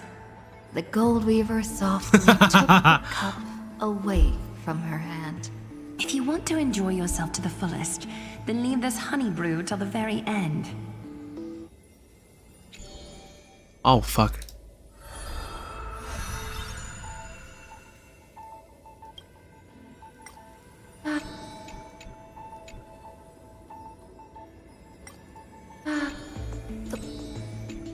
She smiled, then tilted the cup towards yo. the gold weaver's lips. Even if one is burdened with imperfections, I beg you to remember not to refuse that sip filled with fantasy and dreams. Damn, her and Aglaya were returned close. after That's many crazy. years. The princess of the ocean stood alone with her sword drawn, stepping over the blooming blood of her peers. Before her, the creator of the sea sirens and the mother goddess of feasts was already sinking into the drunkenness of imminent death. Pour one out for me.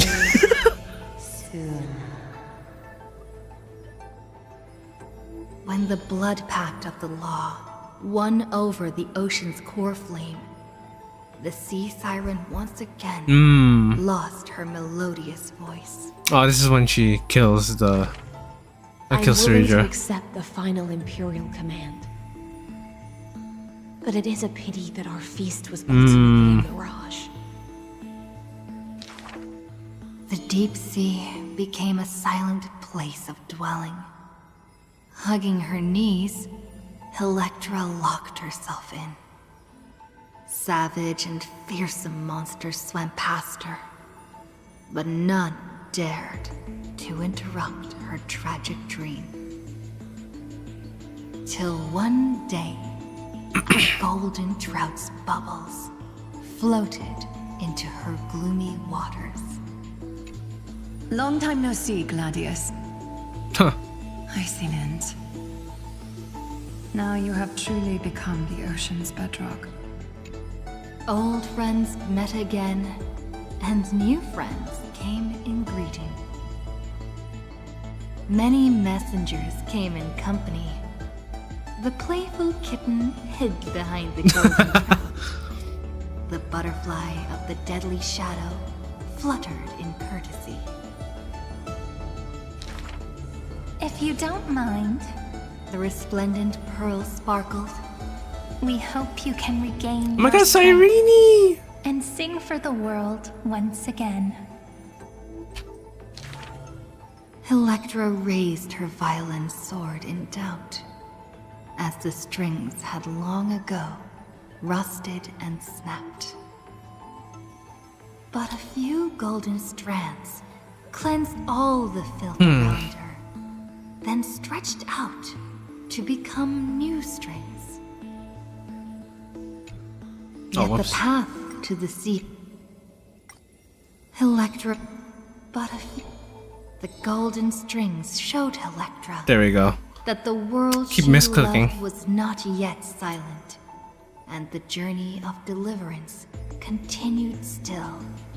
I don't even need to The click. I have it on path to auto. the sea of stars would not be a carefree feast.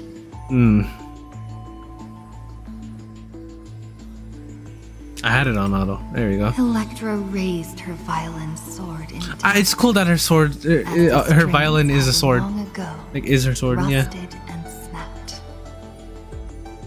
But a few golden strands cleansed all the filth around her, then stretched out to become new strings. The golden strings showed Electra that the world she loved was not yet silent, and the journey of deliverance continued still. Yet the path to the sea of stars would not be a carefree feast.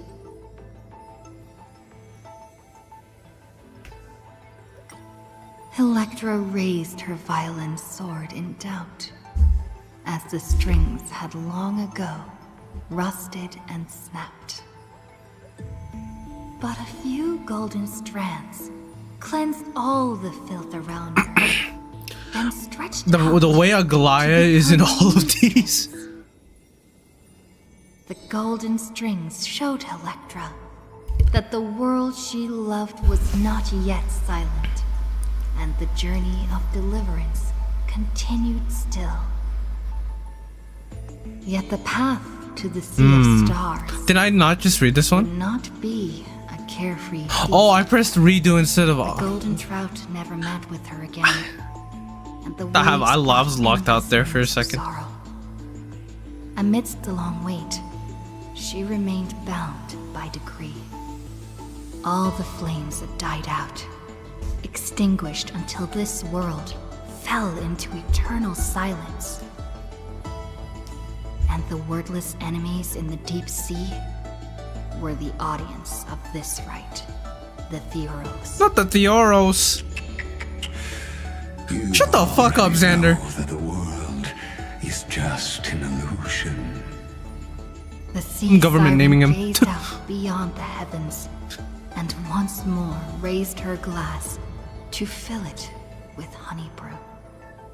Since the It's like, oh, I'm so close to calling him that robot slur. Hold me back. Anyway. When you return, will you save some ocean spray for me? This was a city of festivities, where never-ceasing songs eternally filled the air. Chrysos heirs, demigods, and mortals all came to feast from the four corners of the world. It was beautiful and radiant, performing the sea siren's drama amidst the revelry. The siren once longed for the banquet to never end, yet she witnessed the music fade and the guests disperse. As a fish, she was destined to drift with the waves, whether amidst the surging tides of evil or immersed in the currents of the starry sea. Until a millennium later, when the fish from beyond the sky finally took their seat. I enjoy banquets. How about you, little gray fry? They're pretty good. free food is free food. That's what I like most about it. I'm a hungry guy. What can I say? I also just remembered something, so I have to check this real quick. But also, okay, now we shall do Terravoxes, and then we'll do Evernight's last. So we got the last Terravox one.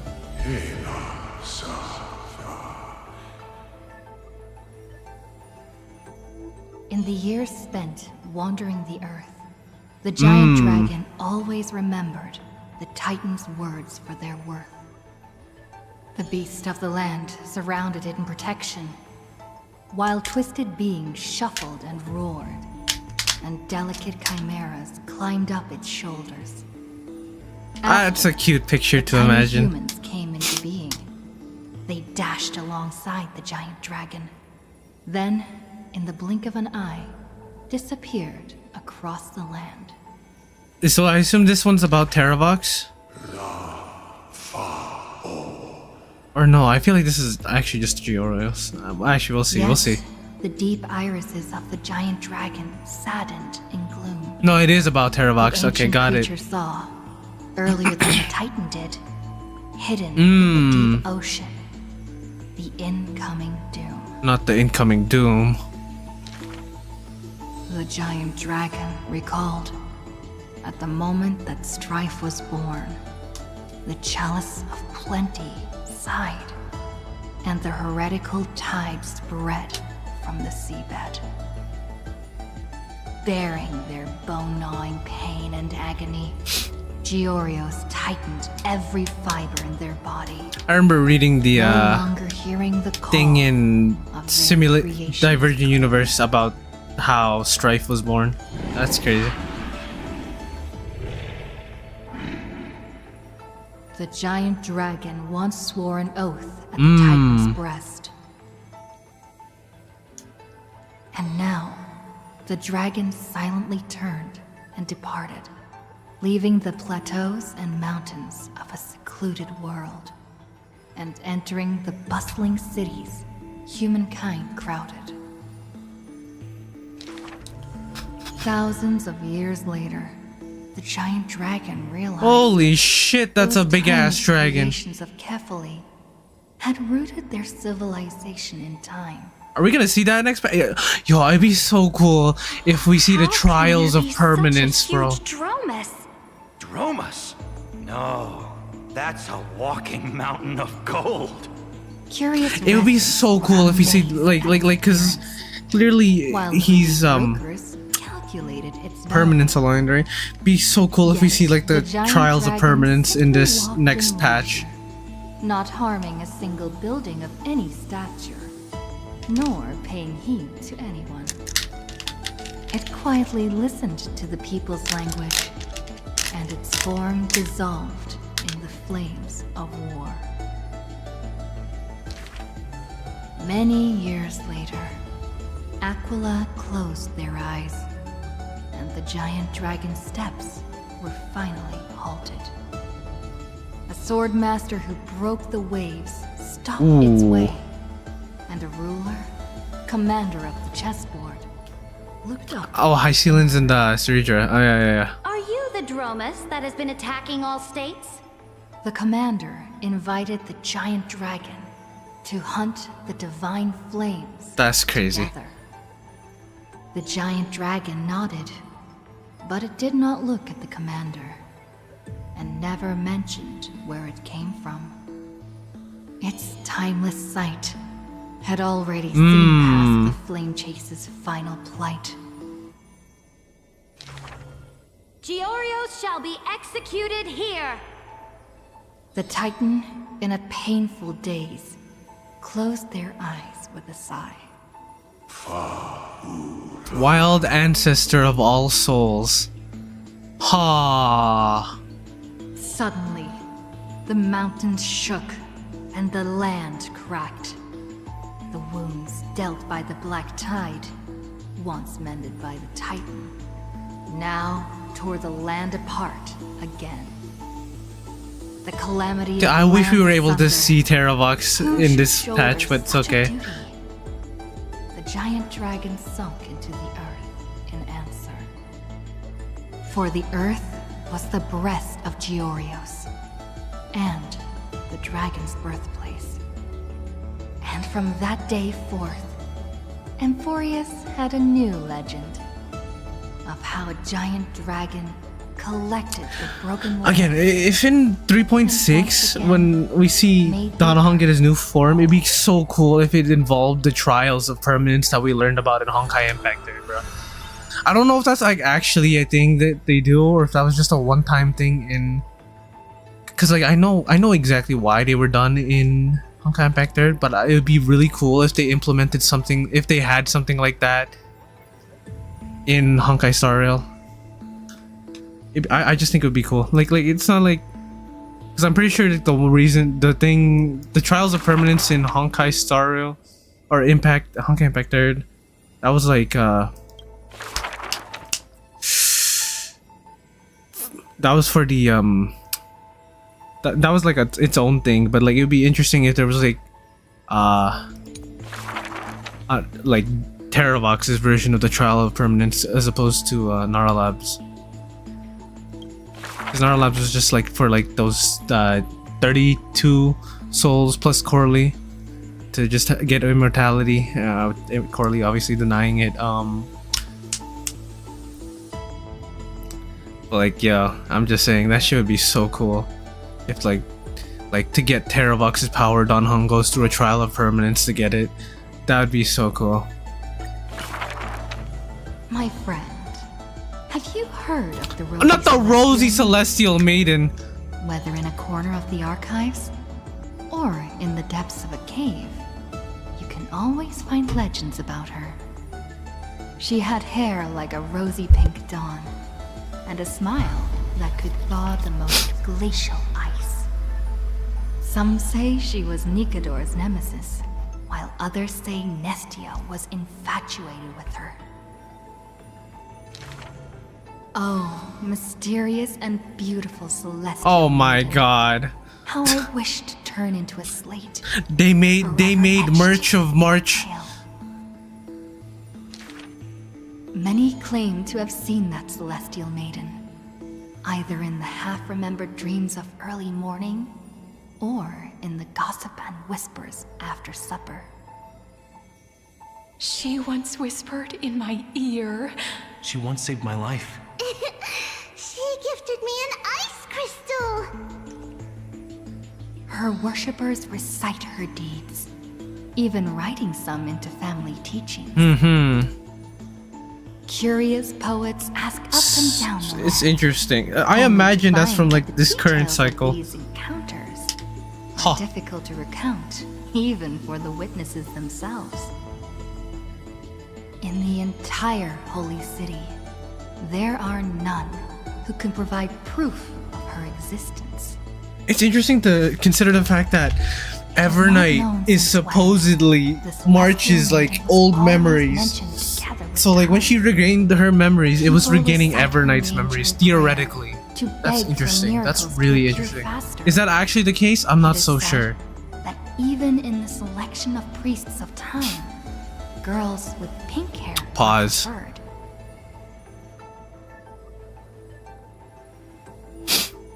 Oh. They still didn't pick me. Maybe I need to go dye my hair. The brunette candidate was upset. So there is a yeah. So I guess they're saying every. Don't forget the hero of Twilight. Has a head of pink hair. She's a descendant of the sky. So every Celestial Maiden for the time is going to have pink hair. The origins of the Rosy Celestial Maiden. But all mothers tell the same tale. I wonder if this is a legend that was passed down outside. Beyond the sky. No. Her shooting star, like crystal ice, pierced the fog of the Veil of Evernight. She made friends with the Titan, and whenever the month of Evernight descended, they would meet again. The children loved that tale. Therefore, I wonder if that's just entirely something from this cycle, or if that's something in every cycle. The story became true. I believe that is the case. Someone always questions, unable to read the air. Oh fuck, I did not mean to. Rosie Celestial. The reckless city after all. Hold on, I didn't mean to. Oh, I just realized that the art of that, it has the But someone always... There are no worlds beyond the sky. So how can the rosy celestial maiden come from there? Rosy Celestial Maiden. A world beyond the sky. Fucking damn you on this. The reckless adventurer takes out the photostone, claiming it is the true. So work is it of the actually Rosy something that happened before? Citizens laugh at this tale. Yeah, so it does seem like it's something that's from before. Accepting it as true. After all, long before the guests Which I not get became traumatized. I mean, that's if he heard of it. Rosy Celestial Maiden had He's got other trauma to worry about, so I doubt it. So, my friend. Oh, whoops. The reckless citizens, after all, long before. Okay, so so they were the thing before we arrived. Rosy Celestial Maiden Okay. already. Wow, that answers my question. What? Great. So, my friend, have you really heard of the Rosy Well, Celestial Maiden? that really puts things into perspective, because like, if that's the case, then let's see. But yeah, no. So yeah, Rosy Celestial Maiden. What was I? Oh, I got interrupted by them. Wow. Okay. Oh wait, do we get more information here as well? Scepter. I think that's. I don't remember. Okay. Astral computers. Okay. Yep. No, read this. Fundamental Theoros. His real name is Xander 1 Kuwabara, administrator and prime mover of the Amphorius experiment. Walks the path of erudition, yet seeks to forge destruction. Historical data detected. Syncing. Sync complete. Society ID recognized. Scepter system access granted. Welcome, Enteliki.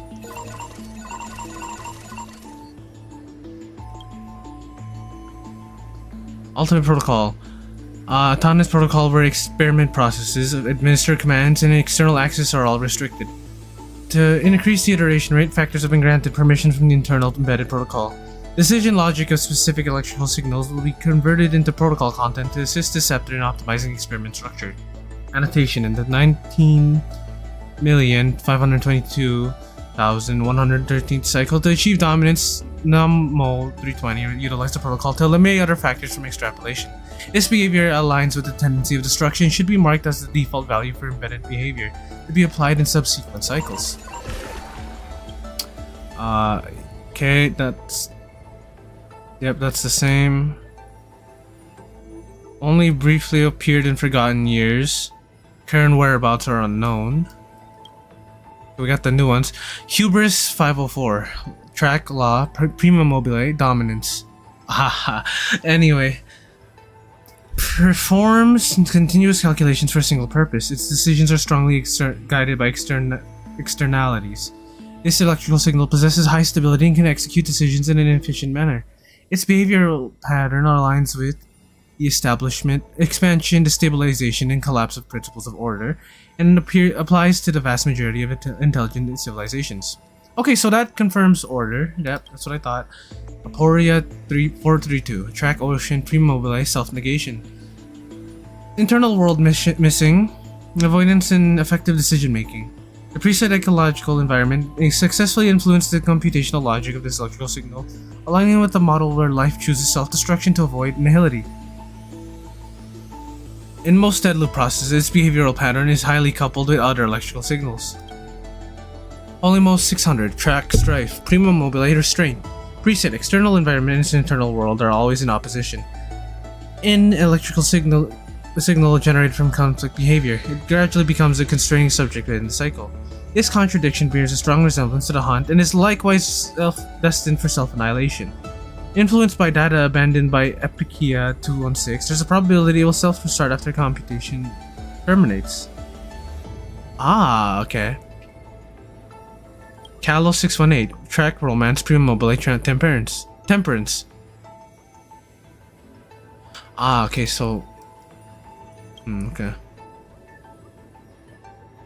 Highly self-repressed with the temporal. Fuck. Highly self-repressed with external demands as its sole priority solution. A mutated electrical signal, its decision logic is anchored by highly altruistic behavior.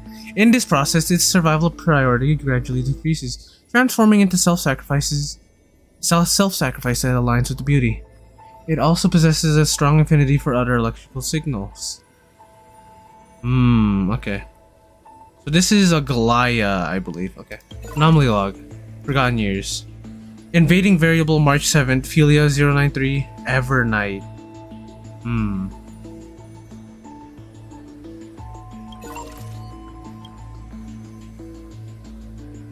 In the 33,550,337th recursive cycle, this entity assumed the vacant world-bearing track. March 7th in Evernight. An external variable that accidentally entered the recursive loop, Time Titan. In the 33,550,337th recursive cycle, assumed the vacant track. A nameless from Astral Express, sign of permanence. External variable that accidentally entered the recursive loop. Negative target detected, signal source unknown, conclusion error. Genius Society members, ID Herda, ID Screw. High risk external variables, warning, abnormal instruction detected. Content, rollback, extrapolation progress. Based on the ultimate protocol, the abnormal instruction has been rejected. Instruction, mark Herda and Screw as malicious visitors. Just you wait, Herda, will definitely return and retire both you and his cold heartless metal head. Protocol updated. Visitor instructions authorized. Calculation logic updated. After error nova, extrapolation will be rolled back to 96.75. Observational record of electronic signals, hostile behaviors. Okay. Hubris. 504 in light calendar 3960. Ceredra fused with the ultimate protocol and submitted an internal command, marking ID LYGUS as a malicious visitor and freezing approximately 60% of permissions for ID LYGUS. According to the administrative security protocol, LYGUS' self-defense permissions were retained, and the remaining frozen permissions were gradually restored. Subsequently, Ceredra wrote the ultimate protocol to temporarily grant access permissions to Screw and Herda and Screw at the cost of ceasing to respond itself. Scope PO 365. Terravox did not engage in any hostile action. This entity cannot be located after light calendar 3961. Okay. Calo 618. In light calendar 4029, Aglaya engaged in direct conflict with LYGUS, but the attack proved futile. In the final stage of Aglaya's life, the weighting of survival in its decision-making process approached zero. Epikeia 216. Casters launched multiple frontal attacks against LYGUS. It attempted to use collision detection to make LYGUS cease to respond. To no avail. In light calendar 4123, Casters ascended to Demigod. Its mobility permissions were removed and became fused with coordinate Netherrealm. Okay, I see. Aplotes 405. Tribios submitted multiple internal commands to create new coordinate pathways, causing its multi-track calculations to gradually become paralyzed. In light calendar 4123, Tribios created a pathway connecting Core Flame Styxia and coordinate Vortex of Genesis, consuming massive computational power. Tribios completely stopped responding in the light calendar 4295. Polymos 600. Mightymost launched multiple frontal attacks against LYGUS. This entity possessed incomplete restart permissions. In light calendar 4284, Herda and Screw's access permissions expired. Simultaneously, LYGUS' special permissions were restored to approximately 60%.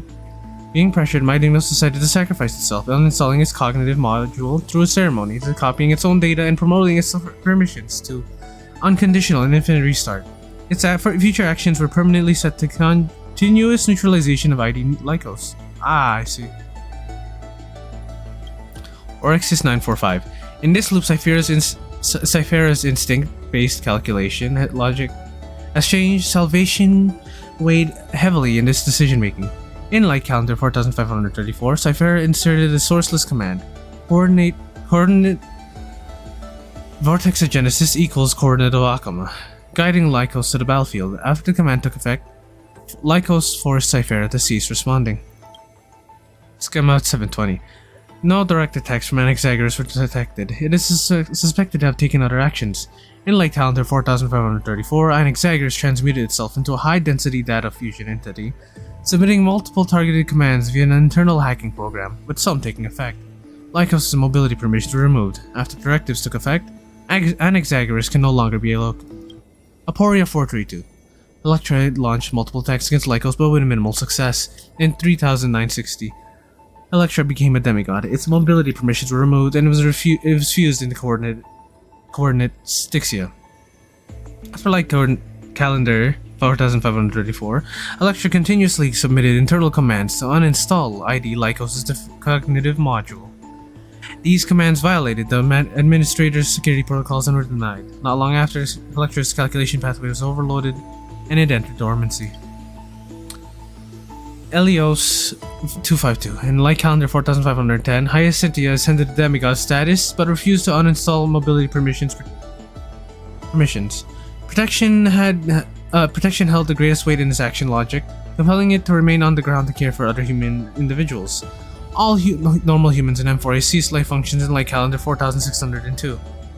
Hyacintia's cognitive module was severely deteriorated, and it was forced to relinquish its mobility permissions and fuse itself with coordinate Eye of Twilight. Error. No administrator response. Multiple anomalies recorded after the system self-check.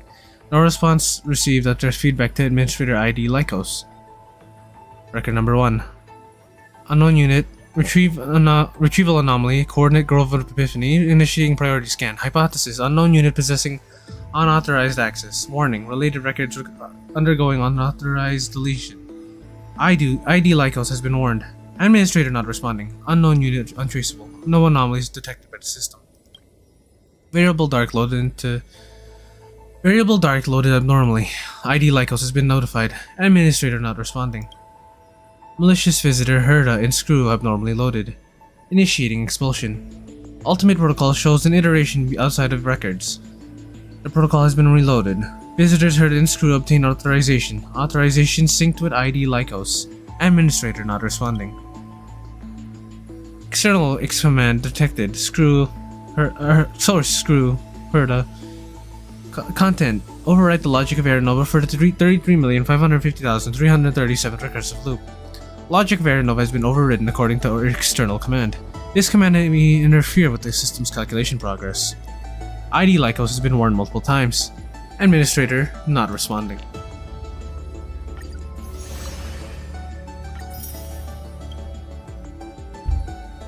Wow. That was a lot. Well. I think this will end the stream here. We've done everything there is in the story this patch. Honestly, I quite enjoyed that. That was really cool. The lookout's empty, that makes me sad. They say fishing stuff, but hey, landing a catch isn't the only way to win.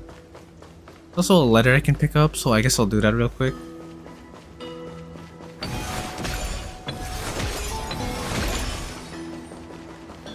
I believe she left it on the table. Either the table here or the table... Urban Serenia, do you remember when you were playing hide and seek? I want to ask you, what would you do one day if people around us suddenly vanished? Never got the chance to tell you the answer inside my heart. Cherish memories of those dear and press ever forward. Someday when we meet again, may it begin with a long-awaited hello. Damn.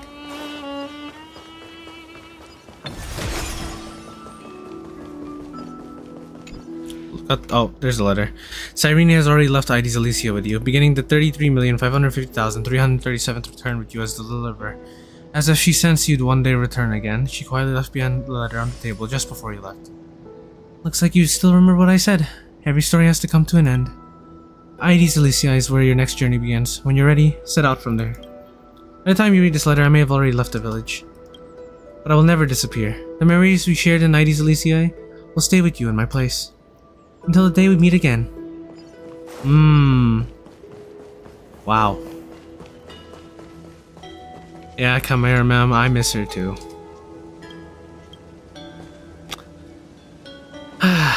Well, anyway, we will be ending stream here. I hope you guys enjoyed this and the story and me playing through the story and all that.